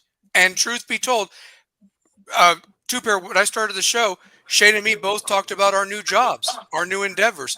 And we had to read a handbook, sign off on it, because guess what? If we break anything in that handbook that goes against our company standards, we're out on our ass. Right. On our ass. Our bosses lose their job. And rightfully so. We lose our job. Rightfully so. And, I'm thankful that, I got to play for coach that instilled a lot of values and a lot of characters from when I was at West. I think Coach Pecco is probably one of the more instrumental coaches in my life. Coach Mays in football. Guys, Coach Rayleigh for me. Coach Ray, Coach Ray on the defense. Coach Wilson, my first year. But I was a basketball guy playing football, so that made me love the physicality of football. You know what I mean? I'm a basketball guy all day, and Shane to tell you, You know what I mean? Like from the time we were in 6th grade.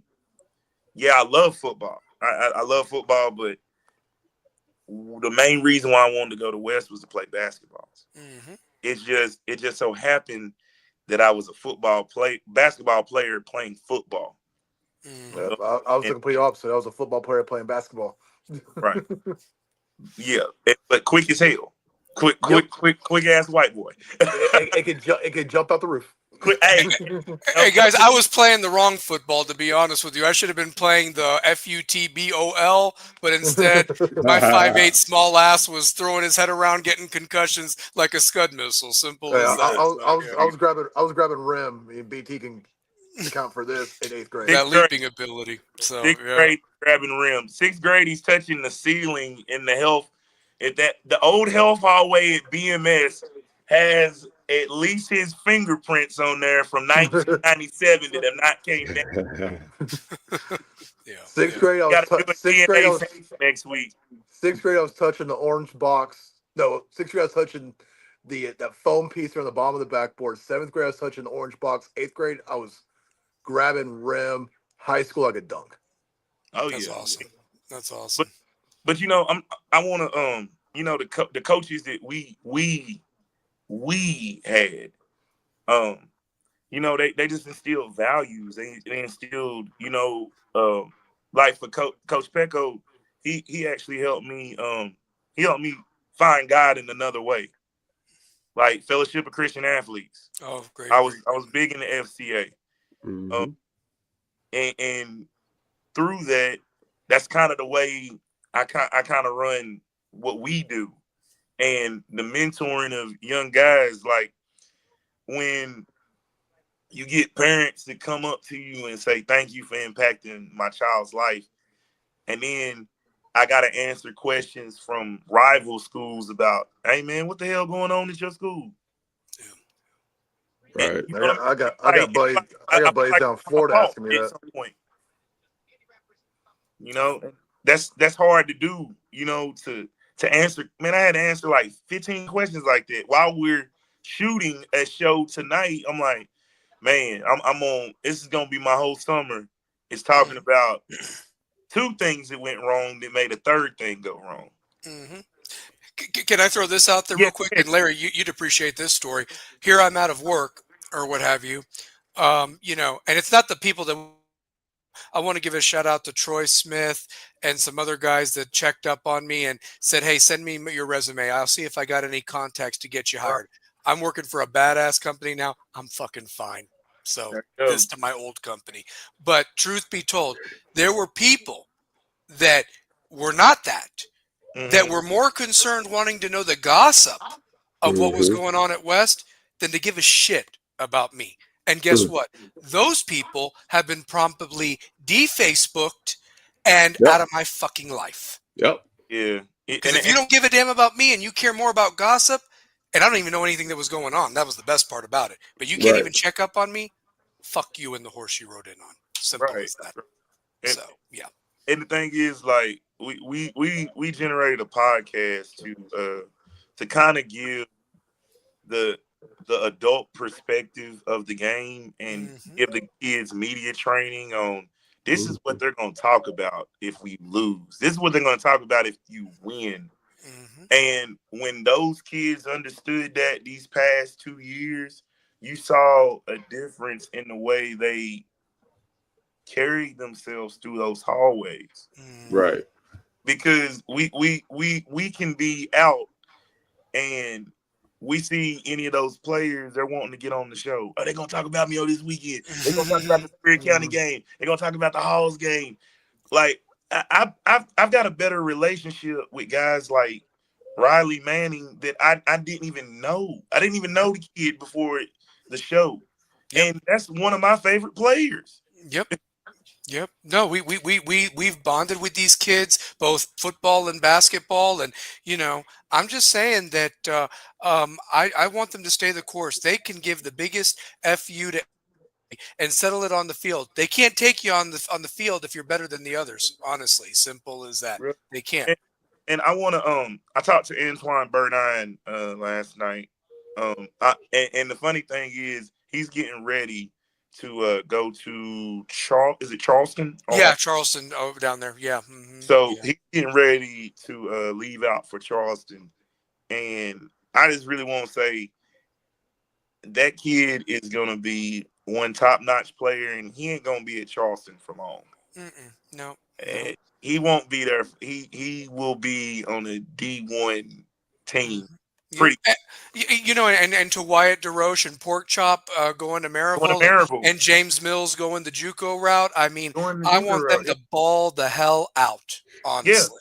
Ball the hell out, too. Shout out to those kids. So, and, Tavion, all of them. So, and, had James not been hurt most of the year, had Corey Person not been hurt, Dave Drada, a lot of those seniors were very, very hurt.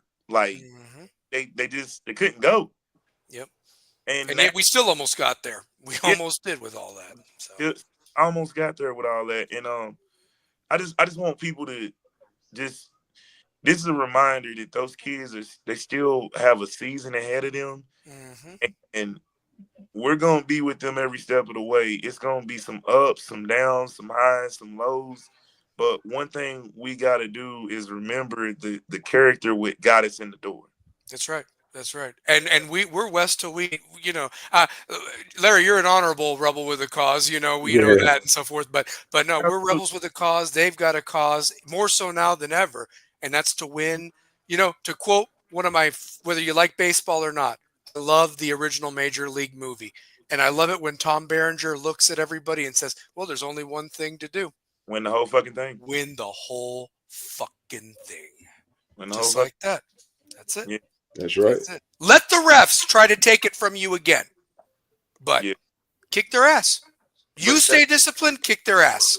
That's it. That's 30-point wins all season. All season. And from what I'm seeing on 7-on-7, that's a badass team out there, and they need to stay the damn course. And whoever is the head coach, whether it's Baron Chandler official, not just interim, or you're inheriting a fucking Ferrari. Don't turn it into a Pinto like Larry Coker did with Miami. That's a fact right there. You got a Ferrari there. Don't turn it into a Pinto. Coker could have won 2 national titles, man. Yeah, we did. But a flag stopped that. There's a pass interference from being a 2-time national champion, man. Isn't that scary? That team was on autopilot. Coker didn't do shit. That team was on autopilot. Don't get me started. Ken Dorsey was the coach, I guess, and Ed Reed and all that. You had a freaking NFL team in Miami. Oh, man. Yeah, they were on autopilot. Hey, you still remember that kid that was interviewed when ESPN used to have those vignettes, and he goes, the Miami Hurricanes could beat the Cincinnati Bengals. Not today, but you know what I mean? Like, that was just so funny back then. So, Okay, let's be honest. Those Cincinnati Bengals teams were very bad. Oh, they sucked. They weren't the Chad Ochocinco. No. Before Marvin Lewis got there, you know what I mean? Type of things. We're talking like bad since bad. Yeah. Bad. Yeah, for sure. So, well, let me ask you real quick. We've talked about that, and our prayers are with everybody affected by all of this, the victims as well as the players and the community and the parents. Couple things I did want to get to before the show ended. The Buss family selling the majority share of the Lakers, man. I mean, what's going to happen next, guys? What's your thoughts on this? Well, I'm going to give you a little bit more information on this. So they're selling it, but the Buss family, Jeannie will still be on the board of governors. She will be the governor of the board. Mm-hmm. So she still is going to be on the day-to-day operation with the team. And the other brothers, I want to say they start with 2 J's. Mm-hmm. Johnny. I want to say that they start with 2 J's. I won't fuck up their names. Mm-hmm. But they are going in more of the executive role within the franchise. So they're going to serve executive roles. You still got Rob still there, but this is monumental because they bought it for $67 million and got it and sold it for $10 billion. Yeah. Wow. Crazy return of investment. That is crazy. Can somebody tell me who what pick do the Lakers have in this upcoming draft? I don't think they have a high first. Did they get rid of it because of the trade with Luka and all that? Is that what did that? They might have, but if anyone is in the chat, if you could look that up. Yeah, or I don't know if the Lakers have a high draft pick or anything at this point. High first round. Because last year they had a high first round and it turned out to be Dalton Connect. Mm-hmm. They didn't utilize in the playoffs. Mm-hmm. Yeah. And hell, we're willing to trade him for Mark Williams, and Mark Williams failed a physical out of Charlotte or whatever like that. From what that's what screwed that whole thing up for them. Right. Or whatever. Yeah. So, one thing I did want to say, next week we do want to talk about the NBA draft. That's going to be exciting to talk about. It looks like, I thought it must have been a really slow news day on ESPN one of the days last week. Imagine that Cooper Flagg and his family were invited to the green room. God, who would have thought that? It was that was one of the damn headlines of that. Tell me if I don't know, Kai Ziegler or someone like that gets invited to the green room. That would be breaking news or whatever. Breaking, that's not breaking. Why? I mean, that was a damn story on ESPN last week. I said, are you kidding me? That's not a story. Okay. We know that Cooper Flagg is one of the best players in college basketball. We seen it. We know he's going number one. Everybody knows. We do. We know that. He didn't have to work out. If he wasn't going to be in the green room, that would be a story. That would be, yeah. I mean, this is what I'm on. Dallas, for you to give up a generational player in Luka to get AD, you're gonna pair a guy that can be plug and play with two guys that are gonna be Hall of Famers. Yeah, it's true. True. I kind of look at basketball. You got 3 Hall of Famers. Yeah, you got Clay as well. Thank you. I'm glad you said Clay. Yeah, so Clay, Kyrie, and I kind of felt bad for Clay because think about all the years Clay has never missed the playoffs.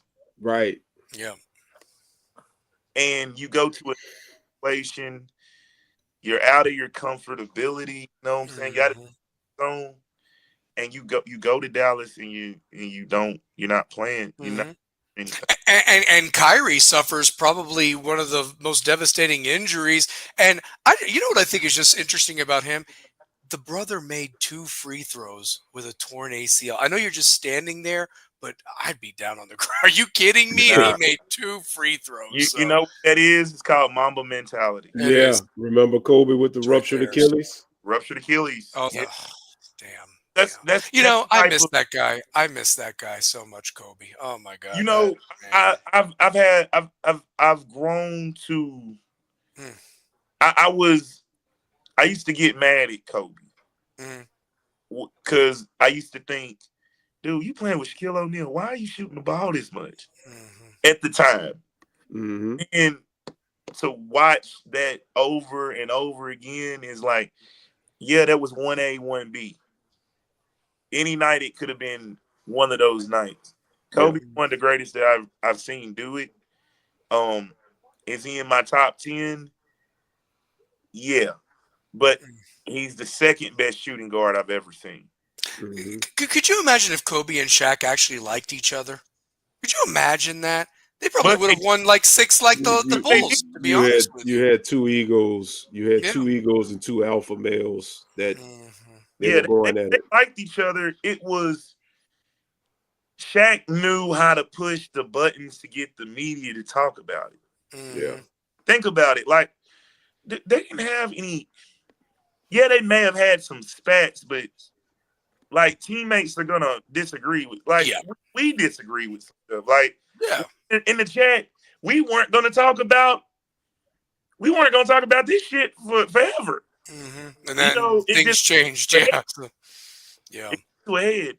And now that you see that the Lakers are making this sale, you look at they had Magic Johnson win 3 MVPs. They had Kareem win an MVP. They had the big Aristotle win an MVP in that Lakers uniform. Then they had Kobe. Mm-hmm. Think of how many MVPs that have been in that Lakers uniform. I know. Mm-hmm. And the great players that have come and gone. I mean, yeah, for sure. Yeah. So Now, I'm going to throw a tidbit before we get into the next topic because I know we're running up on time. Mhm. Look at the Lakers franchise before the Bus family bought it oh yeah. and Yeah. after the Bus family sold it. Mm-hmm. Mm-hmm. Is that franchise a marquee franchise in all of sports? Oh, without a doubt. I mean, Showtime. Come on, Showtime. Yeah. And they were defined by the great coaches like the Pat Riley, like Phil, Jackson. honestly. So and you know what? That's probably what's been so hard. No disrespect to the guys and love or hate JJ Redick. I think he was put in an impossible situation. Yeah, I really put, do. he's putting a very you putting a guy you're putting a guy who doesn't have the coaching experience and No. him to No. get guys to buy into what he's selling. It's kind of Mhm. hard to do when they just played against the dude. But Yeah, I mean, he's not that. He's in their age range. Him and LeBron are the same age. fault management because they're letting LeBron have too much say so in the coaching selection. Yeah, So LeBron's been doing this ever since he left Miami. he's Yeah. Yeah. the Yeah, he legit, is. Yeah. Yeah. Part of the reason he left Miami was because he didn't like the way Pat Riley was doing things. Like No, Spo Yeah. or whatever. He didn't like respect you Spo. want to get Spo fired, Yeah. Yeah. And you won championships with Spo. and Spo. If you look at it, who's the longest tenured coach in the league now? Him. Yeah. And he So- still has 2 chips. And he got 2 okay Heat teams on the cusp of winning a third and a fourth one, Yeah. potentially. Didn't happen, but Let's, you know. let's really look at. I get into this argument with a former NBA player. Shout out to my man Randy Holcomb. Used to play with the Sixers. Used to play with the Hawks. I get into these debates with Randy about Spo, and I tell him like, you guys don't really understand how good of a coach he is. Look at the talent he wins with. Mm-hmm. Yeah. Look at the times where he was under 500 and made it to 41 and 40 or 41 and 41. Look at the times where he's taken an underachieving team to the finals. Yeah. Yeah. He's also worked his way How many from finals the has he ground been up. to against LeBron? Yeah, he Two? got 2. He got 2 with LeBron. Yeah, he did. How many finals has LeBron been to after Miami? One. Well, he went to the ones Two. with Cleveland, and then All those with one with the Cleveland. Lakers. Yeah. And then the one with the Forgot about Lakers it. that was in the season of the COVID in the Disney complex when they had And Yeah. how many? yeah. 2. Two. 2. championships. So he won 2 in Miami, and he's won 2 since then. 1 in Cleveland, Yeah. 1 in LA, in the bubble. So yeah. Yeah. Mhm. I don't really know if I count the bubble as the true finals. Oh, that was Yeah. It's kind of hard to count that. no. You know what the worst thing was, and you know we were so damn desperate for sports at that time. We ate it all up. Yeah. We ate it all up. It was so sad, honestly. So I did want this because Larry was really wanting to talk about this last week. You know, our truth is back, but man, did they do Jay dirty as fuck. 51 days as a champion, and now you've got Gunther and Goldberg Saturday night main event. Goldberg's retirement match in Atlanta, where it started with WCW. We all know it's going to happen. I mean, we do. Why? I mean, that was a total waste of time on Monday Night Raw to bring him out. You know what? I really don't like what they doing. Like they make Terrible. they making like art butt of every joke, man. Like it's ran its course on that. Like the dude is an absolute great performer, like a very great performer. But I see Jey Uso done as champ after 51. Yeah, see that doesn't make sense to me. No. Like- And that pop in Knoxville 2-pair, me and Shane were talking about it. I mean, that place went lit when Jay came down through the crowd. How do you ignore that 2-pair? How do you ignore that, Larry? Triple K. Yep, I was about to say the same thing. It is very, very obvious the way good old Paul Levesque feels Yeah. by guys that aren't white. Yeah, but I think, I mean, when you got a guy like when you got like a guy like Jay, who he's over with the crowd, Yeah, of course. over. I didn't think. Maybe I'm wrong, guys. Tell me. I want to send this question to each one of the panels. Sure. Has he not been box off level since he became a singles wrestler? He has. Yes. He has. Yes. When him and Sami Zayn were arguing, Mm-hmm. and Sami Zayn said, "Why are you arguing? Or why are you arguing with me? I'm trying to make peace." The tribal chief said, and he cuts him off and says, "I don't give a damn what the tribal chief said." That was the birth of main event Jey Uso right there. Yeah, it was. He got over with the fans right there. Yep. And even trademarked that oos, thing. The I mean, Yeah. oos. Yeet. Yeah. I mean, And you wanna talk about how disrespected he's been? Mm-hmm. He's had 3 title defenses, not one at a PLE. He had his first title defense against Seth on Monday Night Raw. He had the Saturday night main event title defense against Logan Paul. And he had the one last week where he lost to Gunther on Monday Night Raw. Not even at a pay-per-view. He never even Raw. defended his title at a PLE. Nope. I mean, that's pretty sad. So It's the 51 days wasn't even through 51 days. And in the one pay-per-view, he was made to look weak in that tag team match. He was. But I got a theory. I got a theory. I don't know if maybe I might be on to something, or maybe it's just a crazy conspiracy theory. Vince McMahon wants to buy WWE back from TKO, and I'm beginning to wonder if his son-in-law is not tanking the product to try to lose so much money and so much interest so that his father-in-law can get the company back. Because you can't tell me that you're cognitively knowing what you're doing. To be somebody that supposedly knows what's best for business, as you always used to say, you're making all these terrible, bad decisions. The Cena heel run, that's a shit show. Terrible. Terrible. I thought it would be something where it'd be game changing. It didn't elevate the game at all. No. It's so forced, and it's just horrible to watch. It's horrible.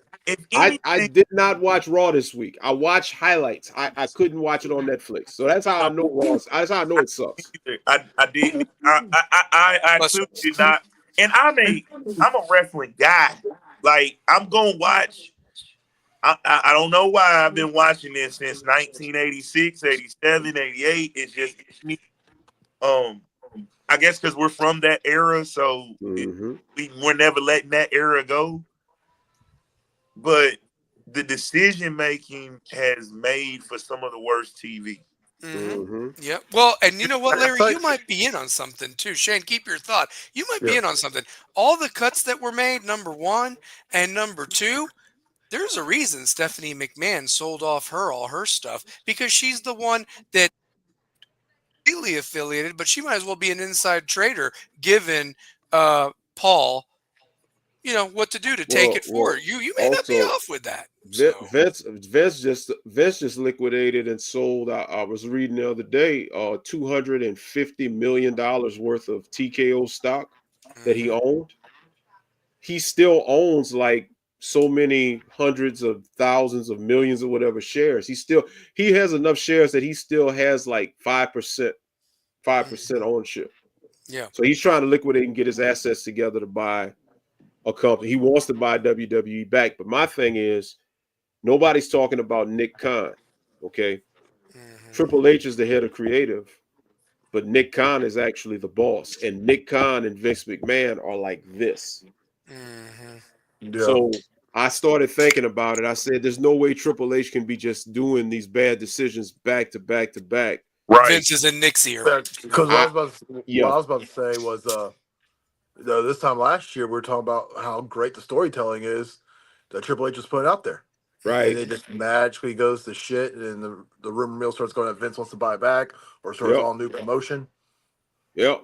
And if the product is that bad and you're losing money, because all TKO cares about is the financials. They don't care about the storyline. No, so they don't give a shit about the story. They don't give a shit about the story. So if the financials are not adding up, if the money is not moneying, as might say, they're going to be looking for a buyer. And if Vince has the assets, he can buy it right back up. You know what's so crazy? You say that, Larry, and you're absolutely right, because I didn't think about that.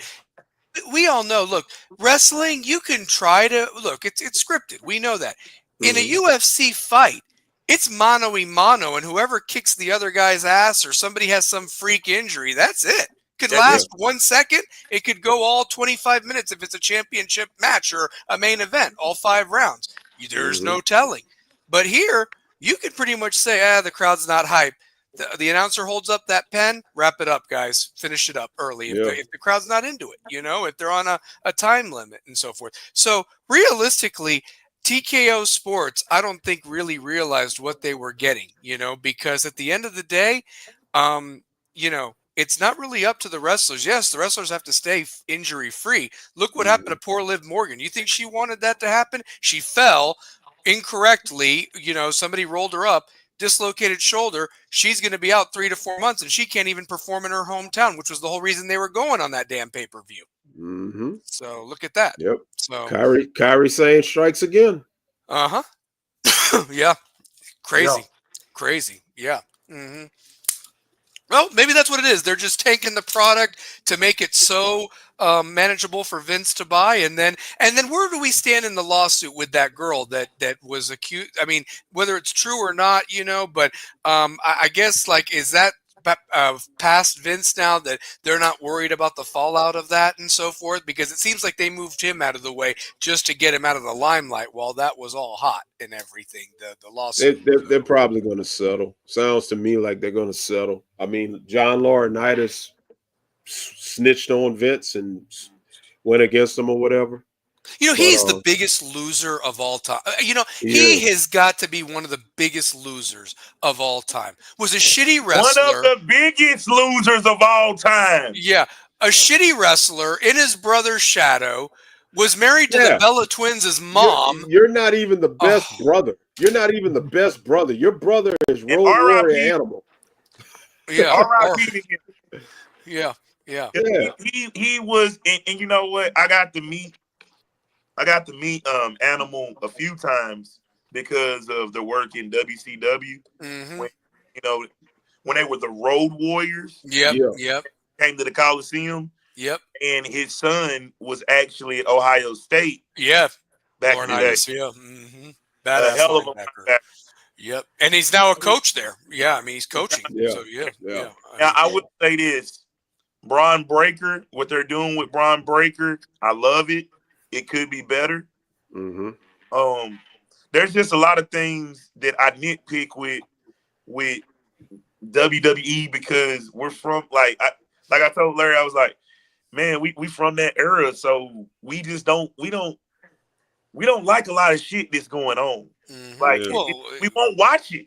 Yeah, we won't watch it. We know it's good, and we also know you've not pushed any young talent to replace these guys that are on the cusp of retirement. I mean, why is Keith Lee not in the WWE? Why is Adam? You lose guys like Adam Cole who built NXT. They built NXT. Yep. Hangman Page. Bro, if you tell me and Shane and James and Larry, we're going to be a faction and we built a company, bring that same group to SmackDown, same group to Raw, enhance the talent within. Yep. You're not enhancing the talent within. I said that they won't have to pay a fourth of what they're paying them, and I could come up with better shit. Honestly, I don't like what they're doing with Trick Williams. No, they are really underutilizing him. I don't care if he is the TNA champion. Trick Williams should be on the main roster. He's ready.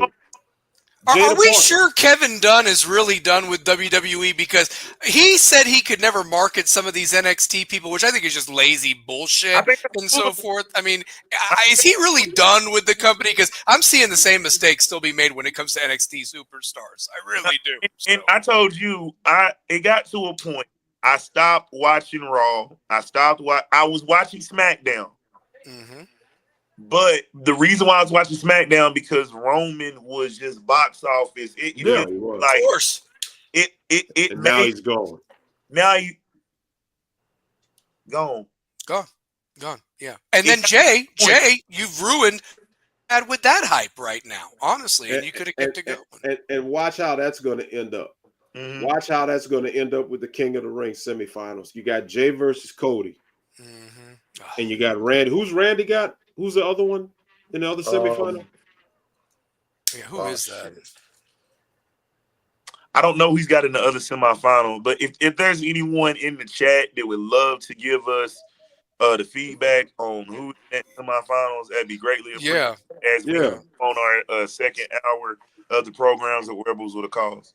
Yeah, no, for sure. I mean, I'm just glad that we're talking about this because this is a big deal. And here's the thing: we pretty much agree that it's probably over with Halliburton out, so there's not going to be a game 7.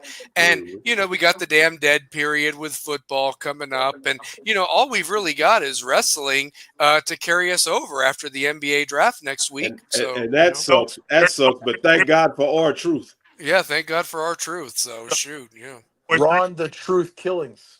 Yep. Ron, we gotta call him Ron Killings. We do. Did you see how he clapped back on Bully Ray on Busted Open? He did. Yo, I did not see that. Did y'all hear the raps this man is putting out? Mm-hmm. Start it up. Dude. Like, hey, our truth really get down on that microphone. Oh yeah. He really can, he got bars. Yeah, I mean, he was cool with Tupac.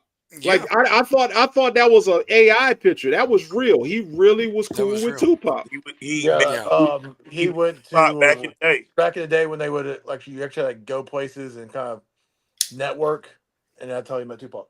Yeah. The thing is, he's played a character. He's unfortunately had to play a clown character. To stay relevant, it puts food on the table. If they took this guy seriously from the beginning, he had the athleticism, he had the look, and he was great on a mic. I mean, and he's likable. Oh my God, dude, how could you not like him? What I think's going to happen? What I think's going to happen? Triple H, somebody at the top, they know WWE's getting a bad rep, especially with this Goldberg return and taking the title off of Jay. So what I think's going to happen, I think R-Truth is going to be the one to dethrone Cena, and Seth is going to cash in and take it from him. Mm-hmm. That makes sense. And I don't like Seth being a 2-time Money in the Bank winner. I thought it should have been LA Knight, but I don't know if LA Knight banged Stephanie and Triple H found out about it. Triple H has something against LA Knight. He really does. Knight was on. I thought LA Knight was ascending after WrestleMania. Was it WrestleMania last year? Last year. Yeah. Well, AJ. Yeah. AJ passed the torch to him pretty much. Yeah. So And I thought, you know what I'm saying? That's what the company should be about. Right. You know what I'm saying? AJ is at that point in his career where, it's about to be on the tail end. Do you know what I see when I see LA Knight? Real quick, sorry to interrupt, Shane. Keep your train of thought. When I see LA Knight, I see a young Rock. To be honest with you, maybe he's not like him, but he's got that. He's got that it factor. Maybe that's why Triple H don't like him. Reminds him of the Rock. Modern day Rock because he has that energy, that electricity. No pun intended with the crowd. He can work the mic. You saw the other night where he said, I'm going to take care of a nightmare, and I'm going to take care of a viper, and I'm going to take care of a balding bitch. Bruh, that shit. I love it. LA Knight. Now, the rumor is when the draft goes down, he's going to Raw. He'll be on Raw for the first time. But for whatever reason, Trips don't like him. I'm an LA Knight fan. You know why I like LA Knight, though? I like LA Knight because of what he can do on the microphone and what he can do in the ring. Yep. If you Bret Hart is my favorite wrestler, but he's horrible on the microphone. Yeah, he never was that. Yeah, I'm not gonna say horrible. He just wasn't. He wasn't what Shawn Michaels was on the microphone. Yeah, Bill Goldberg. The only person that calls Goldberg by his government name, Bill Goldberg. Bill Goldberg. Hey, listen, I'm not trying to be a jerk when I say this, but I'm going to be honest with you. I don't know how that match is going to go down between Gunther and Goldberg unless it's an absolute squash. they better hope Goldberg don't hurt Gunther, because he has a habit of ending people's careers because he still doesn't know what to do in the ring 30 years later, it feels like, honestly. So, yeah. Not technically, like, you watch Goldberg, the shit was quick. It was, it was three moves and a pin. So, yeah. like, for real. And it's no knock. It was just, we remember the phenomenon of thinking that this dude was like, you know what I mean? Superhuman. We thought he was superhuman as individuals where we are at our youth. As we got older, we realized that was some bullshit. Yeah, Goldberg ain't shit, man. It was some bullshit. Shane, do you remember? They would count house shows like it would be the week between Nitro. Somehow he went from 55-0 to 72-0, and I'm like, well, damn, did he fight 3 times in one night at a house show or what? Same thing when he would come down here in New Orleans. I'd go watch him. Same thing. On Nitro on Saturday, he's like 48-0, and now in New Orleans 3 days later, he's 61-0. Like, where the fuck are you fighting all these damn matches at? Who did you wrestle in the last 4 days? Bruh. I pinned my kid 19 times. I remember being in middle school, like, there's no way this motherfucker's 88-0. I ain't even seen this motherfucker 8 times. Yeah. Like, my God. You know what we need to do? We need to actually count down all of his matches to see if it. Well, it's in the vault. It was on WWE Network. It was on the vault. So, I mean, you could technically. I only remember about 45 or 50 actual matches. Now, where the hell did those other 35, 40 matches come from? I do not remember that. I do not know. Remember that motherfucker doing all that. I do not. I do not. Like, that's what I be saying to people. I'm like, man, I don't remember Goldberg doing that. I remember him winning a lot, right? But it felt like the numbers jumped up each time. Oh, but it was so bad, and then poor Bret Hart, he literally takes his head off and ends Bret Hart's career. You know, I mean, shit. Like and what does Bret Hart say? Bill Goldberg. Like, I mean, hey, let me tell you something. Put them two in a room and have one of them documentaries, like, oh my God! I mean, I don't think you can do it. Bret can't stand it. Bret hates. He hates his ass. I think he hates it worse than Sean. I mean, honestly. Yeah. The thing about Bret Hart is Bret Hart holds vendettas, and Bret Hart is unapologetic. He don't give a damn. Like, Bret Hart is literally that grumpy old man. Like, in 10, 15 years, Bret Hart will be damn near 80, still pissed off at everybody. Yep. Like, wearing a leather jacket. Think about how long Bret held the grudge against Sean. How long he held the grudge against Vince. Like, bro, that was nothing to do with Sean. Sean did his job. Yeah. Real quick, guys, because I know we're kind of getting late and so forth, and this has been an unbelievable show, and we're just going to keep getting better and better as we've done. But I wanted to ask you guys something. Have you all gone on Peacock and watched the story of WrestleMania 9, that documentary? I think it's like an hour and a half. I watched it. It was phenomenal. And I'm going to tell you guys something that speaking of Bret Hart, you all just reminded me of something that I wanted your all's opinion on. Was Bret really surprised that the Montreal screw job happened, especially when, 3 or 4 years before, you thought you were going to, beat Yokozuna, and then literally they changed the match and say, yeah, you're losing to Yoko, and Hulk's going to get the title. I mean, Vince had something to do with that, too. It wasn't just all Hulk. I mean, come on. So, yeah.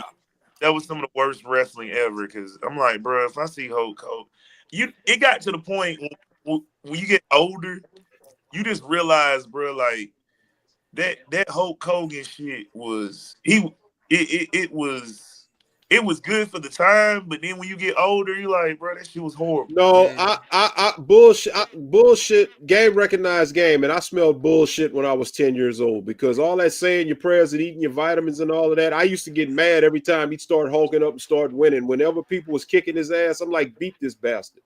Yeah. Like, I just didn't like him. And I don't know if y'all heard, there was a hoax today. I don't know if it was a hoax, but they said Hulk Hogan was on his deathbed today. I was trying to read and see, any updates, but I read that while I was there. Is it because of the pile driver from Undertaker?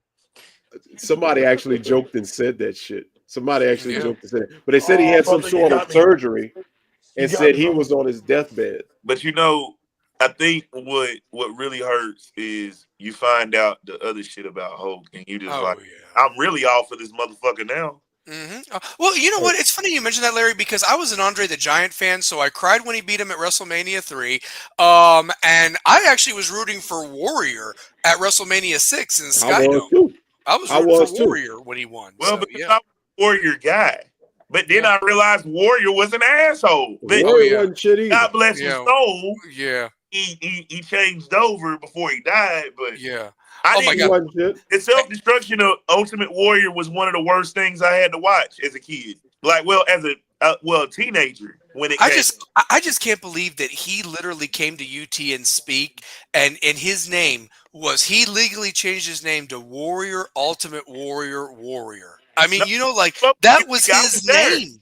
Yeah, you were there too. And I'm I was just saying, there. who the hell changes their name to that? I mean, God rest his, him, and his poor little girls grew up without their father and his wife, but her name was Dana Warrior. She married Jim Hellwig only to be Dana Warrior. That was her real name because he legally changed his name from Jim Hellwig to Warrior Ultimate Warrior Warrior. You I see mean, he my was fucked in the head, that guy, honestly. Cocaine's a hell of a drug.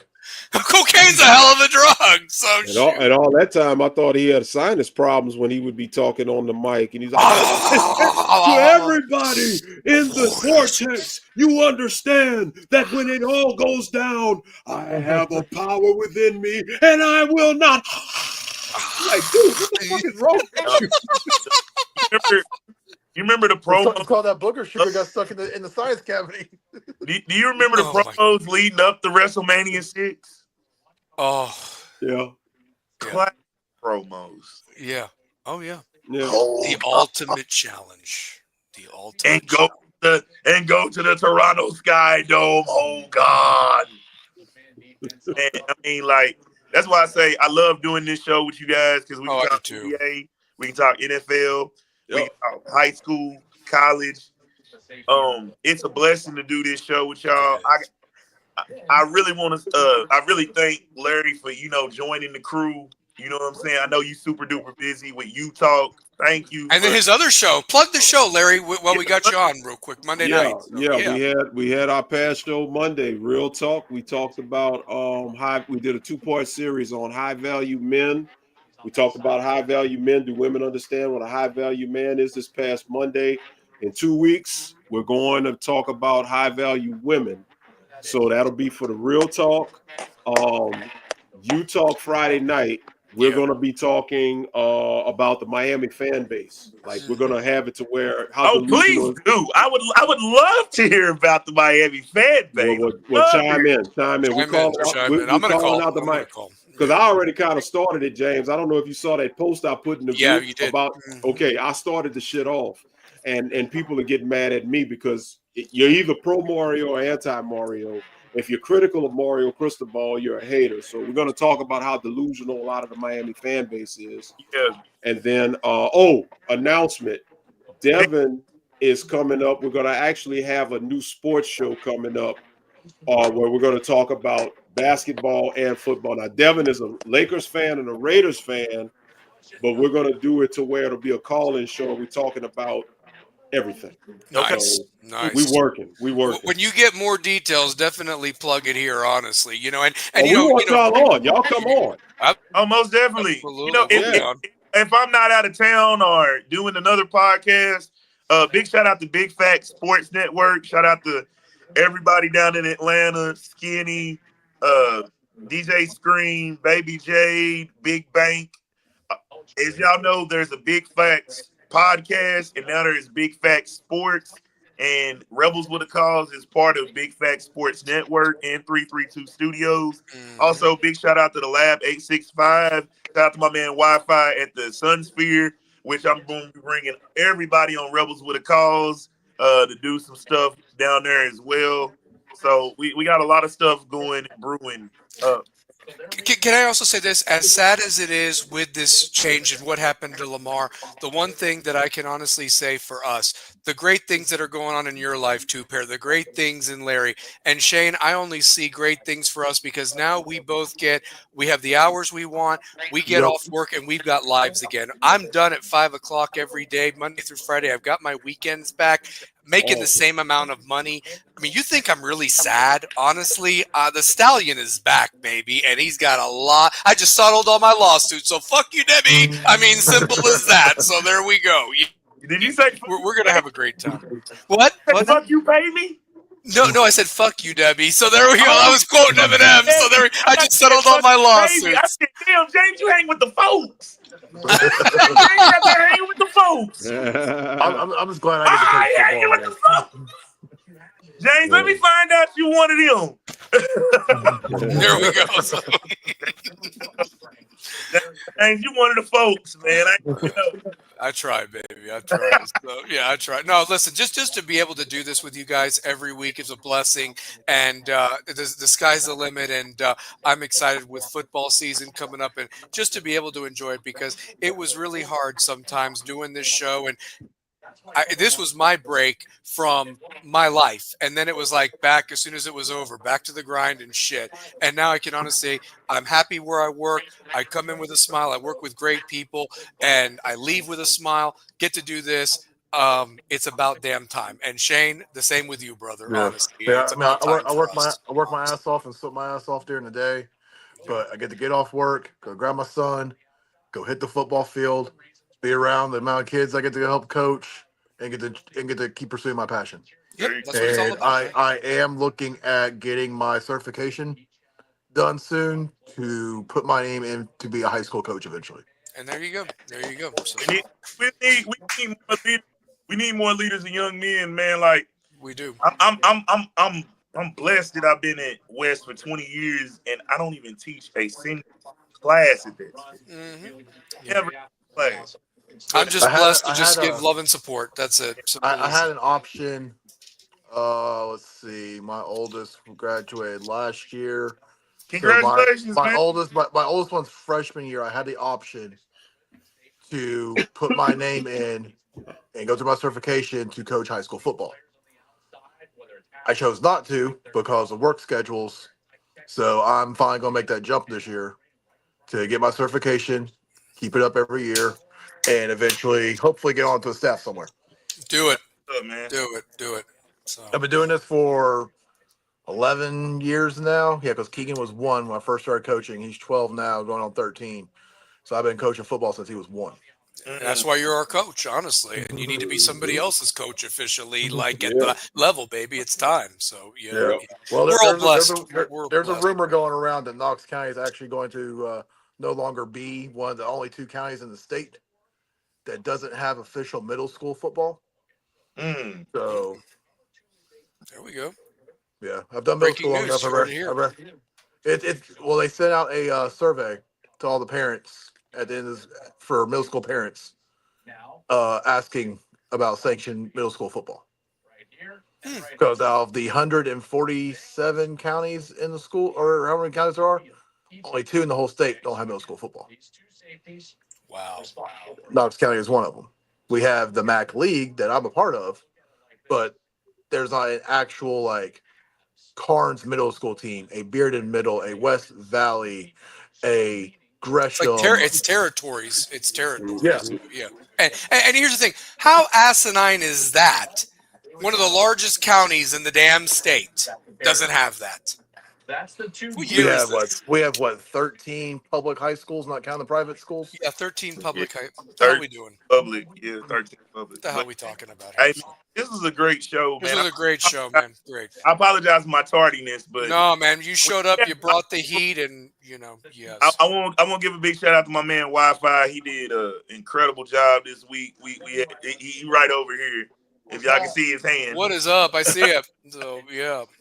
But we had a great show tonight, and I was rushing back to get, what I'm saying, from Magnolia Cafe, and man, you want to talk about the ladies? Seriously, it was nice. It was a good atmosphere. I was waiting. I was waiting on the pan into the camera. Yeah. You'll see footage on Facebook, Instagram tomorrow. Yeah. No, I have a new thing that I do now or whatever where it's like this, where it's like, and that's it. So, yeah. So we got pan in. Pan in, eye, and then. Yeah. So, guys, no, I love y'all. Thanks for being on. And listen, we're going to end it. We're all going to do this. We're all going to do this.